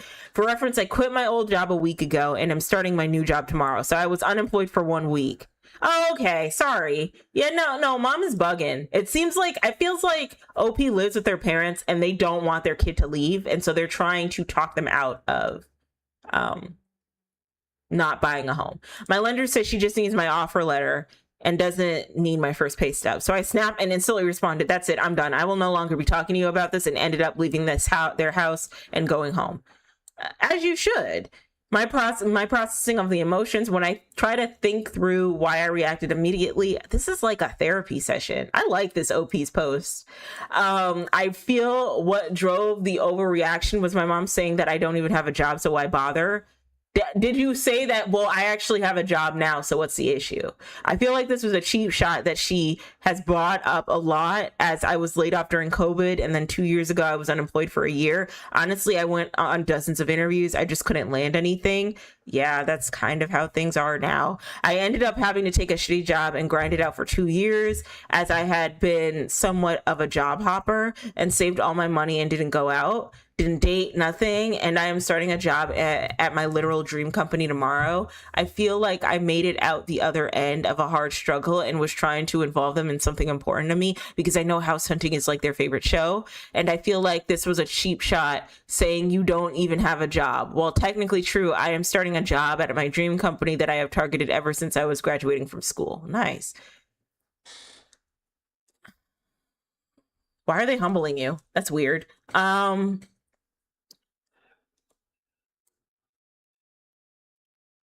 Yeah. Why are your parents talking you out of getting a home when that's like a really good investment? So I hear. You buy a home and then like say you can't afford it, or like you want to put it up for sale. You have all that money, you know. My concern is the fact that I instantly responded so aggressively. I reacted extremely fast and defensively, and it's something that I've spent a lot of money on therapy and group therapy working on. But part of me feels like my parents have been Debbie Downing me a lot, and I do not feel what she said was a cheap shot, especially considering I'm starting in my new job tomorrow, and me being unemployed for a few years ago was a really tough time for me. So I feel like she was throwing it in my face on the eve of a big day, new job plus home offer. So did I overreact? Like I said, the instantaneous part that concerns me is my thought process rational on how I'm processing the emotions in the processing session. I suffer from emotional sensitivity. Was this a cheap shot, or was this me being extremely sensitive? I don't think so. I think your parents were just dismissing you. Oh, this is like a new response. We just posted this 15 minutes ago. Okay. I'm not overreacting. There was no overreaction. Setting a boundary is completely normal and healthy. They've been playing this tune the entire time from your side of this, and the response and time in which it happened is completely normal. Not overreacting. It's responsible to be upset about this. You just shut down a conversation. You didn't cuss them out, go nuclear, or blow out the relationship. Sounds like a pretty reasonable response to strong emotions. You don't have to be perfect. It's also a huge life milestone to buy a house. It would be hurtful that your parents aren't proud of you. We often get stuck in maladaptive patterns with our parents when we're triggered by them. It's much easier to regress. Honestly, given the circumstance and your history, it sounds like you handled this pretty well. Congratulations on your house. Yeah, I would agree.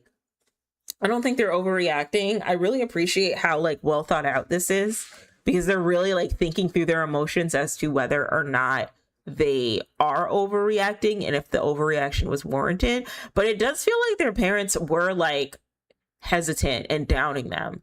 And I personally feel like, I don't know.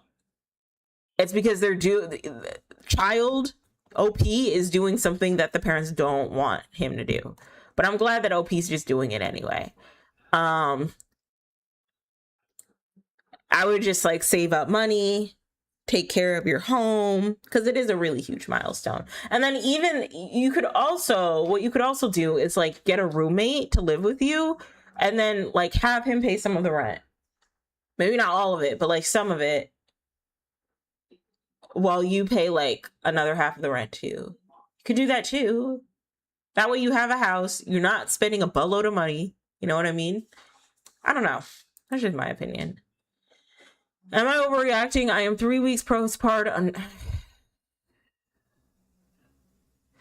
Am I overreacting? I am 3 weeks postpartum, exhausted, and husband says I'm disgraceful for saying I can't hold the baby right now.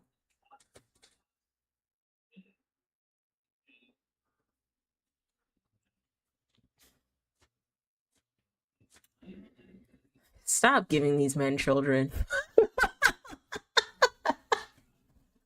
Like, stop having babies. Stop having babies. Like, no. Like, what?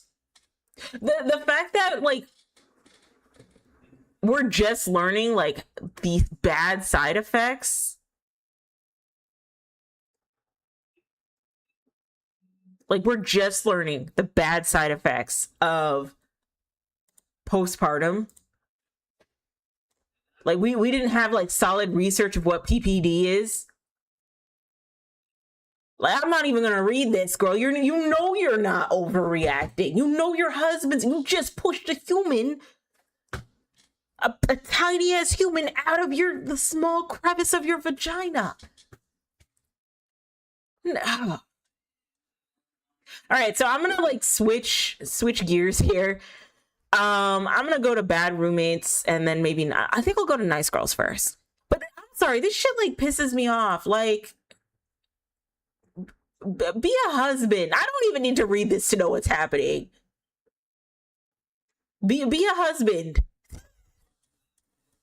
You're not disgraceful. All right, Nice Girls. Oh God, this is gonna be fun. Is homophobia supposed to be attractive to men? Trump. Is this Kristi Noem? I'm seeking a man that knows his way around the gym that can take me there. I'm not interested in all that fake love propaganda that typically comes along with on these sites. What I listed above is my expectations of where I'd like my relationship to begin with another person. Most of you look ugly, gay, or poor on here, which I'm not surprised. You know what? Guys are into that. They are. They, especially those conservative men, they probably like that like dommy mommy energy, but like conservative. Yeah. There's also a whole subreddit. Okay. Because they got rid of Pornhub here in Georgia, y'all. So I've been struggling a little bit. Okay. So I've been referring to Reddit. All right. On my Snark account, I do philander and, look at some of the not safe for work content. Okay. And there is actually like a subreddit of like conservative men dominating liberal women. And it's not even like in the corn itself, the corn clip itself, there's no indicators that it is a liberal woman getting like pwned by a conservative man, right? Like sexually, okay? But it's just like little captions of like, yeah, take that conservative eggplant, you know what I mean? So yeah, this is actually a thing. This is actually a thing. Yeah, guys are probably into this. Yes. And how much you want to bet that there's probably like some closeted Trump supporter guy who's into this, who probably wants to get pegged by her.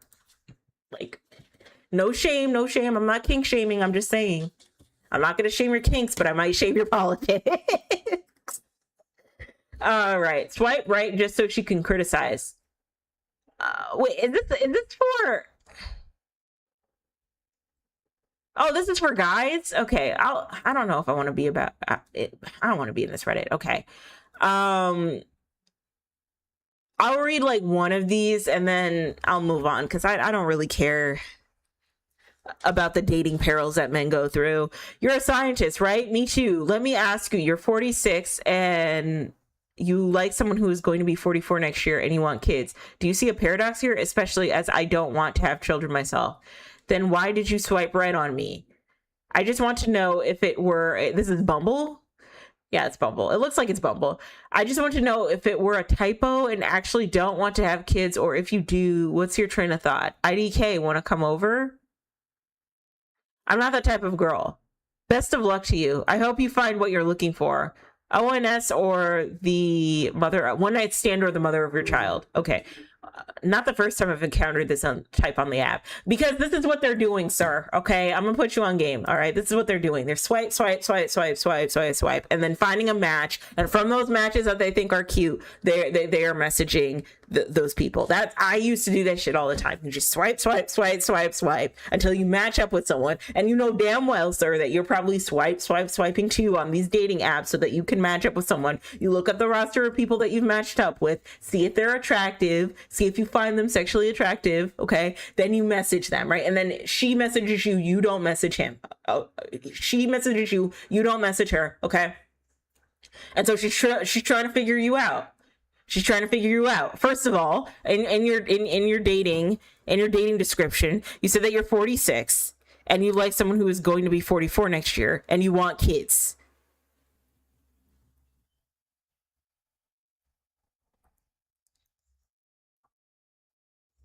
Then you say, I don't know, want to come over?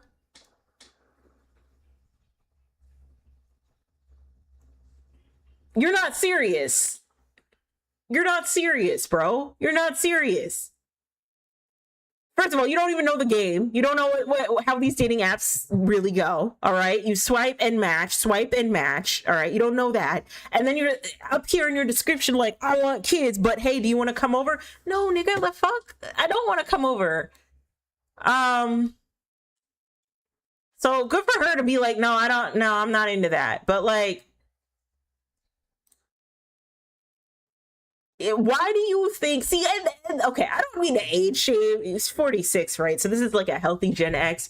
You are too damn old to be asking for one night stands if you don't understand like how paradoxical it is for you to want kids, but then you also want to like sneak around with someone and not even take them out on a date. I don't know. I don't like to do these dating semantics, but it's just like, all right, so I'm gonna like unjoin this because I really don't care about like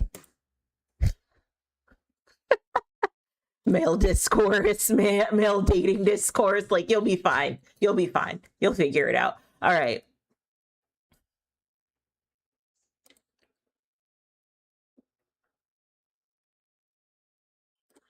Roommate used my coffee machine and his underpants as a filter.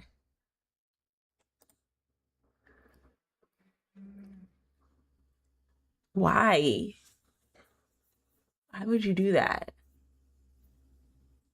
Why wouldn't you just use napkin? And oh my god, that trash back there looks so gross. I'm sorry. Like, as someone who's a little messy back here, like the trash back there looks gross. But why would you? Okay, hold on. Let's read this. My friend, no judge in the world would convict you of doing what obviously must be done.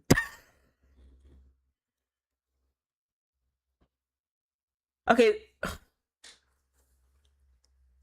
I don't think it cares, but is the underwear clean at the very least? Is the underwear clean?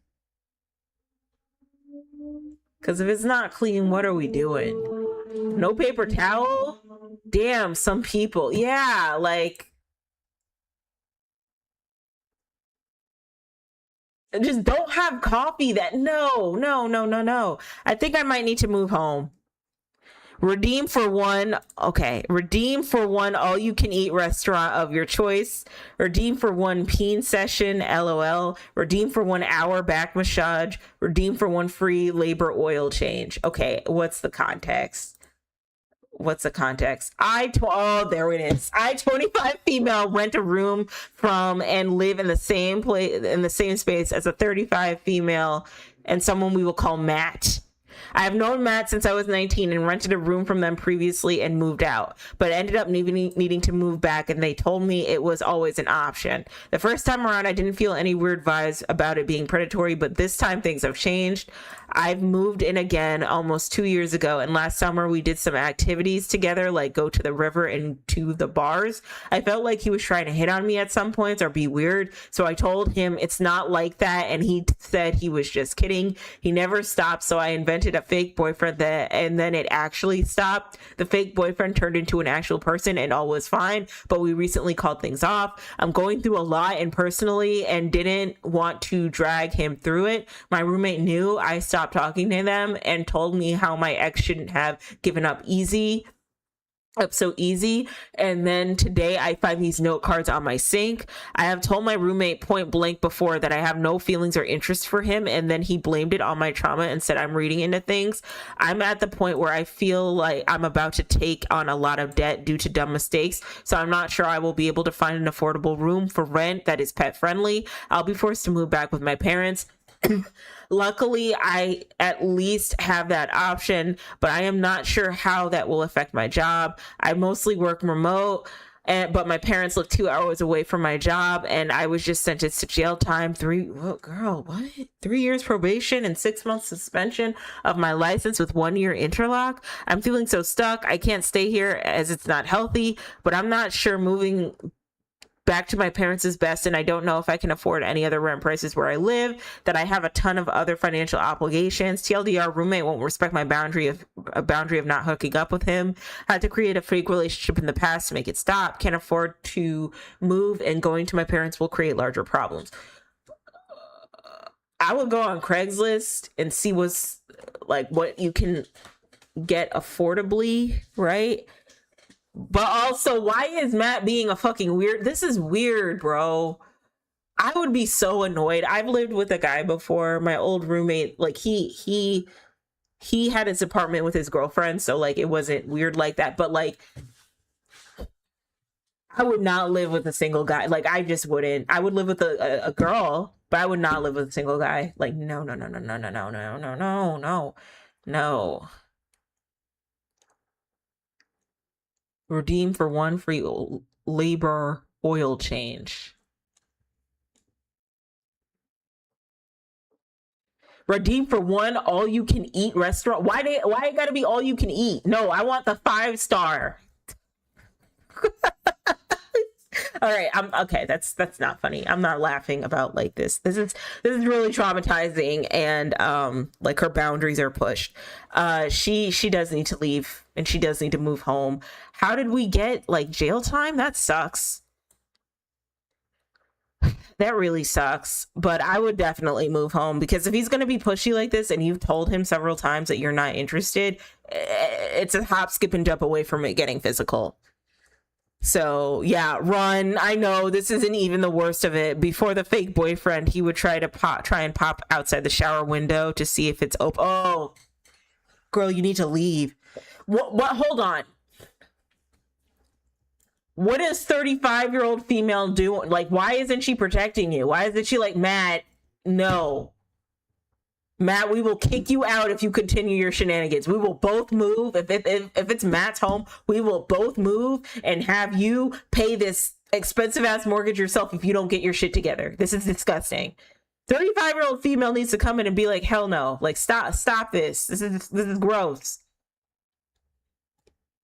Before the fake boyfriend, he would try and pop outside the shower window to see if it was open. This is just the final nail in the coffin, to be honest. I thought we had already had a heart-to-heart where he understood I didn't want anything from him ever, but here we are.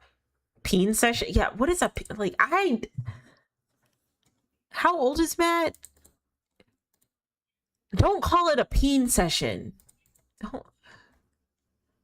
I hate the LOL on the sex one. It just pisses me off more.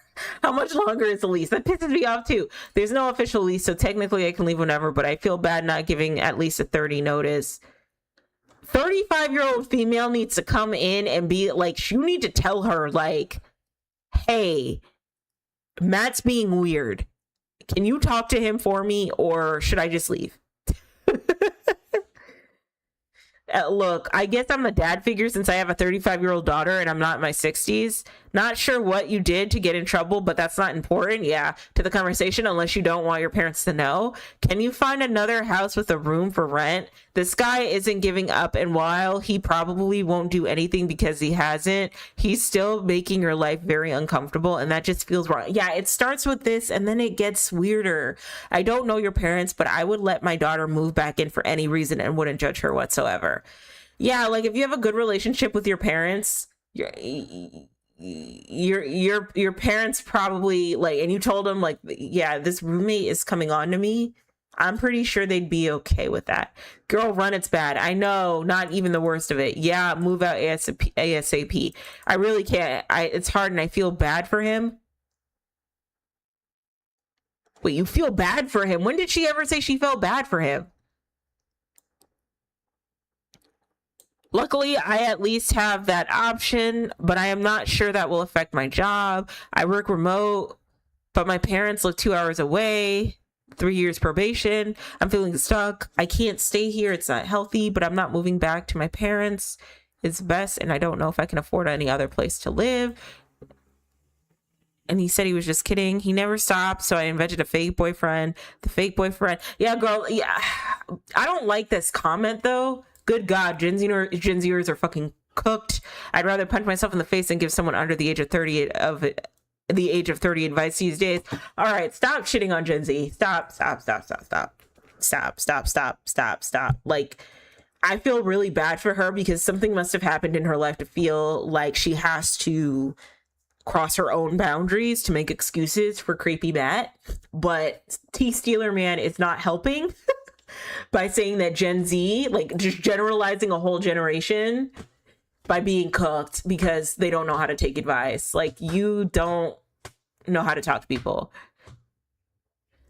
This guy clearly doesn't feel bad for repeatedly making you uncomfortable despite you asking him to stop. No notice is just a jerk tax in my opinion, and stops him from trying to pull anything sketchy once he knows you're leaving.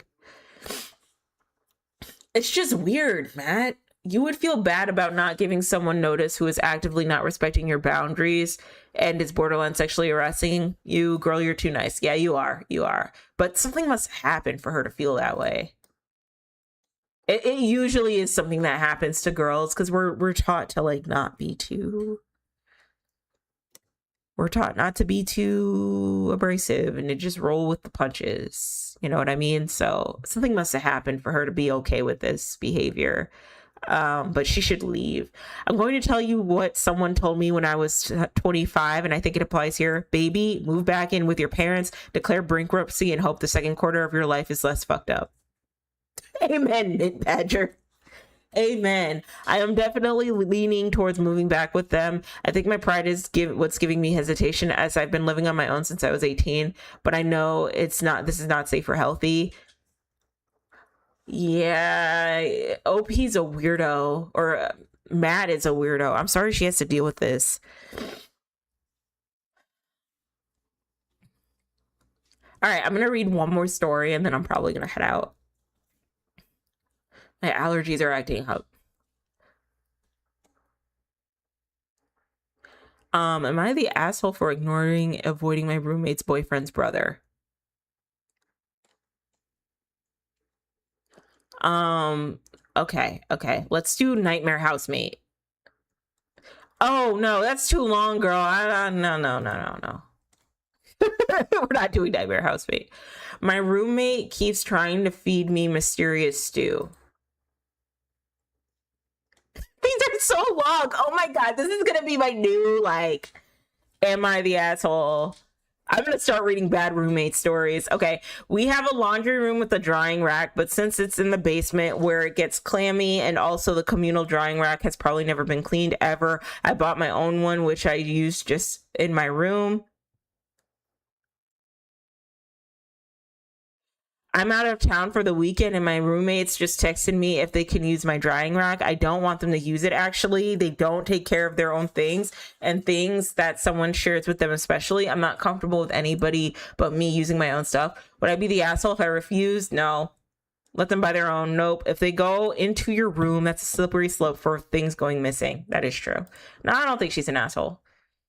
Right outside my bedroom against the wall. This girl is doing my head in. Two friends dropped me off home a few nights ago and they came in for like 2 seconds. What a bitch she is. Like, she's just like, okay, got to get the stink out.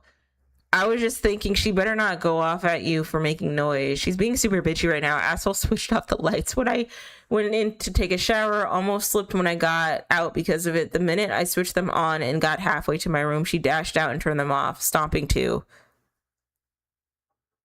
Worst part is she leaves her door wide open so she can fucking glare at me whenever I do something. And then she complains when the kitchen light is on and she's trying to sleep. Ugh. It's going to feel like heaven when you finally have your own place and no roommates. Oh my god, my roommate's doing my head in. Woke up this morning and she moved all my shit around again, and she threw out one of the stone bath mats I bought for the bathroom, only to replace it with a stupid ugly doormat in the bathroom. Mind you, I paid $15 for each of those. I literally thought I had to spend 30 minutes looking for my stuff. Good roommates suck. This is the kicker. What is this? Oh my god, we should not have to be living with roommates. Some roommates can be like your best of friends, but others are just like, why are you glaring at me, girl? I don't know. Anyway. That is it for today. That's all I got, guys. It's getting late. I gotta get to bed. And I hope you guys are gonna have a great week. I'm gonna be streaming, I guess, the end of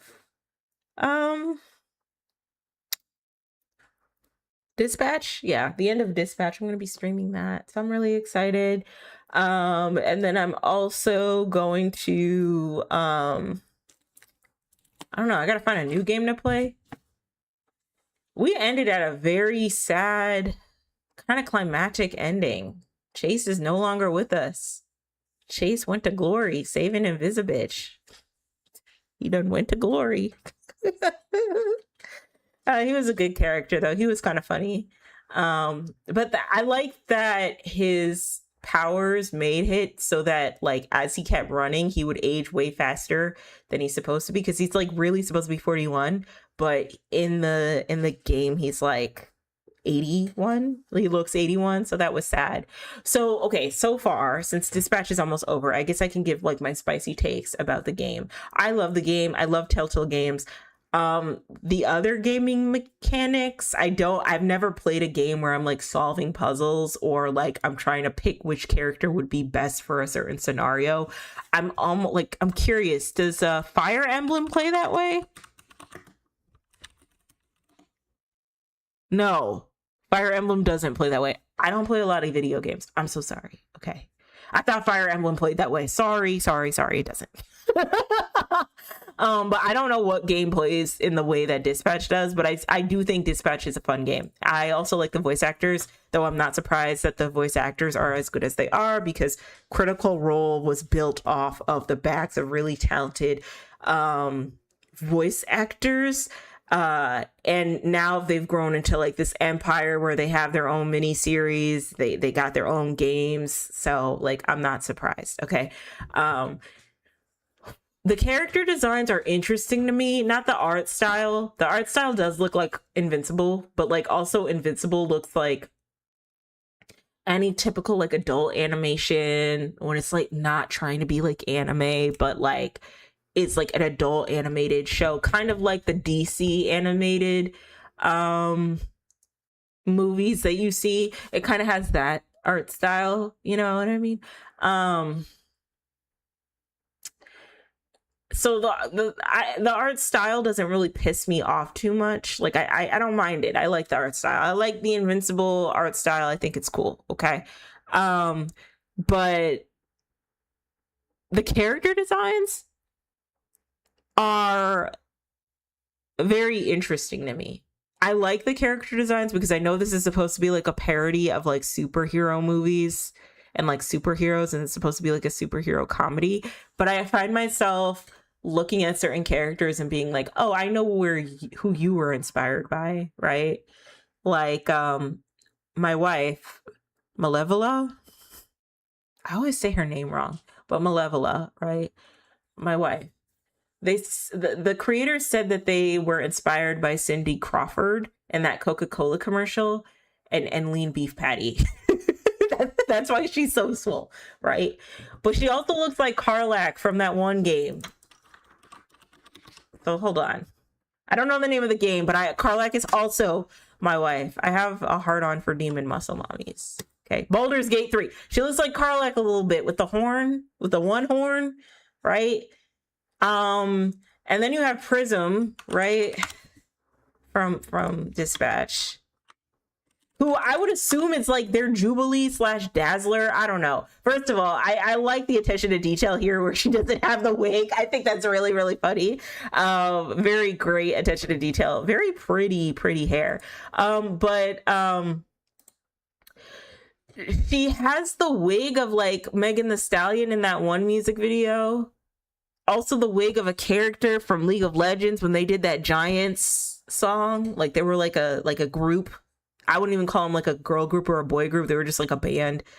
And I know her inspiration was probably off of like modern day like female rappers. She's even like her voice actor is Thought Squad, and I like Thought Squad. I do like Thought Squad. So it's funny that she's the voice actress.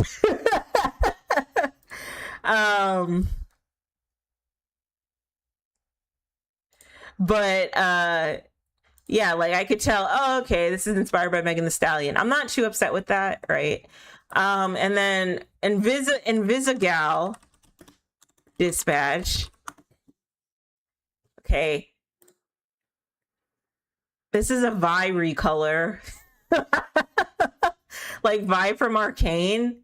This is absolutely a Vi recolor. She looks fine as fuck, don't get me wrong, okay? If Malevolous my wife, Invisigal is my girlfriend that I see on the side. She's Malevolous at 9 to 5, Invisigal's the weekend, all right? Like if you know, you know, okay? But she looks like Vi a little bit. And I think that's intentional because like we all are influenced by like different forms of media. Oh, like what I'm trying to say is that the characters, like I can easily figure out what who the characters were inspired by, right? And I do think that's intentional. Like there have been theories that Invisigal is supposed to replace that like gap that Arcane left us when it ended with Vi. But I don't know, sometimes it just feels really obvious sometimes, like who they are inspired by, which characters are inspired by who. I have this theory about that where I feel like when content creators get big enough, or like as an organization they get big enough where they're able to make like really big projects like mini series or television shows, their own networks, or their own video games, right? When they do character designs and stuff like that, they're always going to be influenced by their favorite video games and their favorite comics, mangas, and animes that they grew up watching. Who's another superhero from Dispatch that kind of is like Mecha Man from Dispatch? It's bro, like that's like, I don't know, Gundam. It gives Gundam vibes to me. I don't know why. Maybe because he's in a mecha. The mecha looks original though. I like the way the mecha looks. But like him as a character, I really can't stand. Like he seems likable and his voice is sexy. Don't get me wrong, but like him as a character just like irritates me. He's just so regular. He's just so regular. The most unique thing on his face is that his ear is chipped. Regular and broke.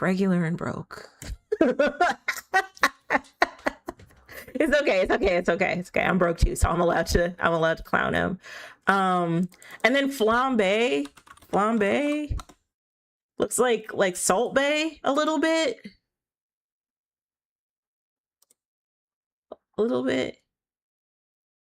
Oh, what's going on over here? What is going on over here? Do you see that? I can't click on that.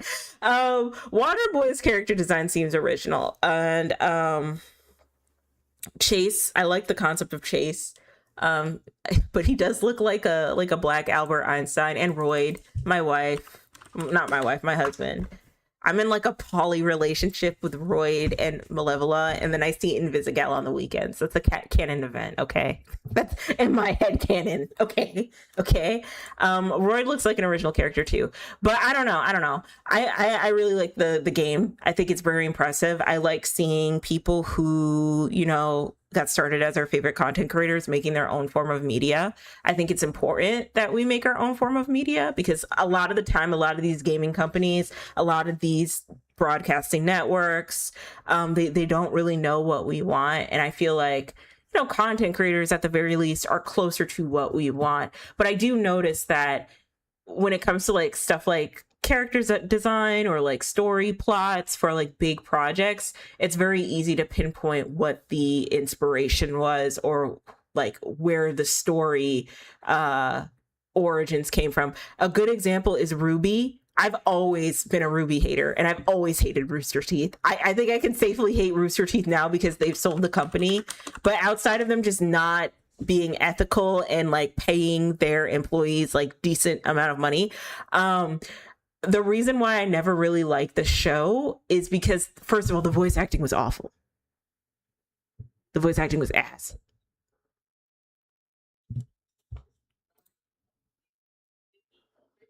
It's shitty ass voice acting. Like, let me just get that out of the way. So, like, what are we watching? The best thing that came from RWBY is Monty Youm, and he passed away. Rest in peace, King. Because the fight scenes were amazing. But like, you look at the characters. Let me open this in a new tab.